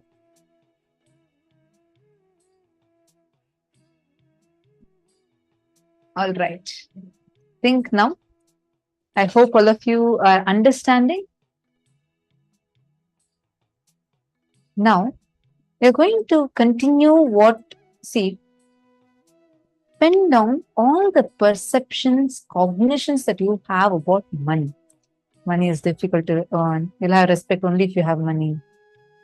And you'll be able to make or break relationships based on money. For each of these perceptions or beliefs you have written, pen down the exact incident when you started developing this perception in you. The moment you remember money, does it bring tremendous pain, suffering, impossibility in you? What's the emotion or energy it invokes in you? Identify that in the first incident when that emotion got triggered. Take a few minutes, please pen this down.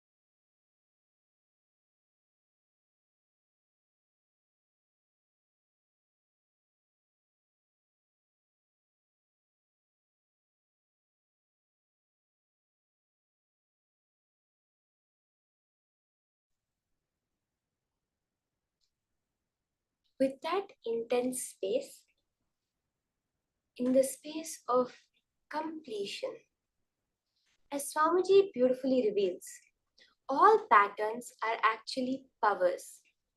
Every time we break one pattern, we are manifesting one power. Swamiji gives us the example of a person who's suffering from food-related patterns. If he breaks the pattern, he will immediately manifest the power of being without food, nirahara. Every time we complete a pattern, we are manifesting wealth in our life. To physically see that right now, we manifest it as the extraordinary powers of Paramashiva. See, it's very important to start with the basic understanding that everything in life is only a manifestation.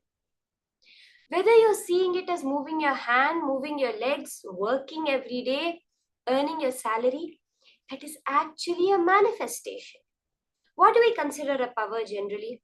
We say a power is something that some people have and some people don't. It's something great that you want to gain. If we look at it even from that context, there are so many people who do not have basic functions of life. Walking, talking. Therefore, to them, we have a power.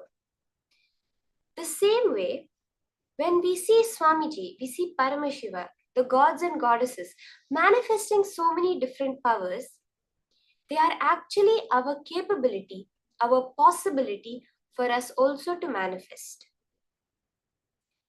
That is what the initiation of the Supreme Pontiff of Hinduism does. Like how, if you don't have eyesight, you can get a surgery done and gain your eyesight.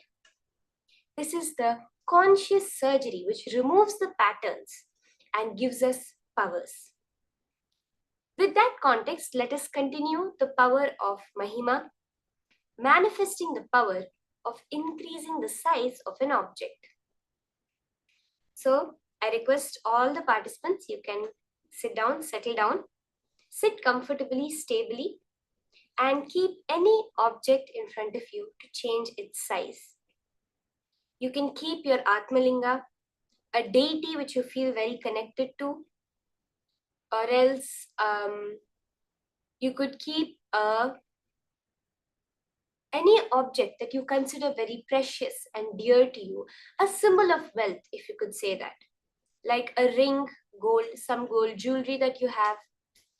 Take something which is easy for you to measure the exact size. For example, if you have a chain, measure the length of the chain. See, if you do not have any measuring items like a scale or a ruler or a measuring tape, you can just take a piece of paper, place the object on the paper, and measure the height, draw the height or draw the outline completely.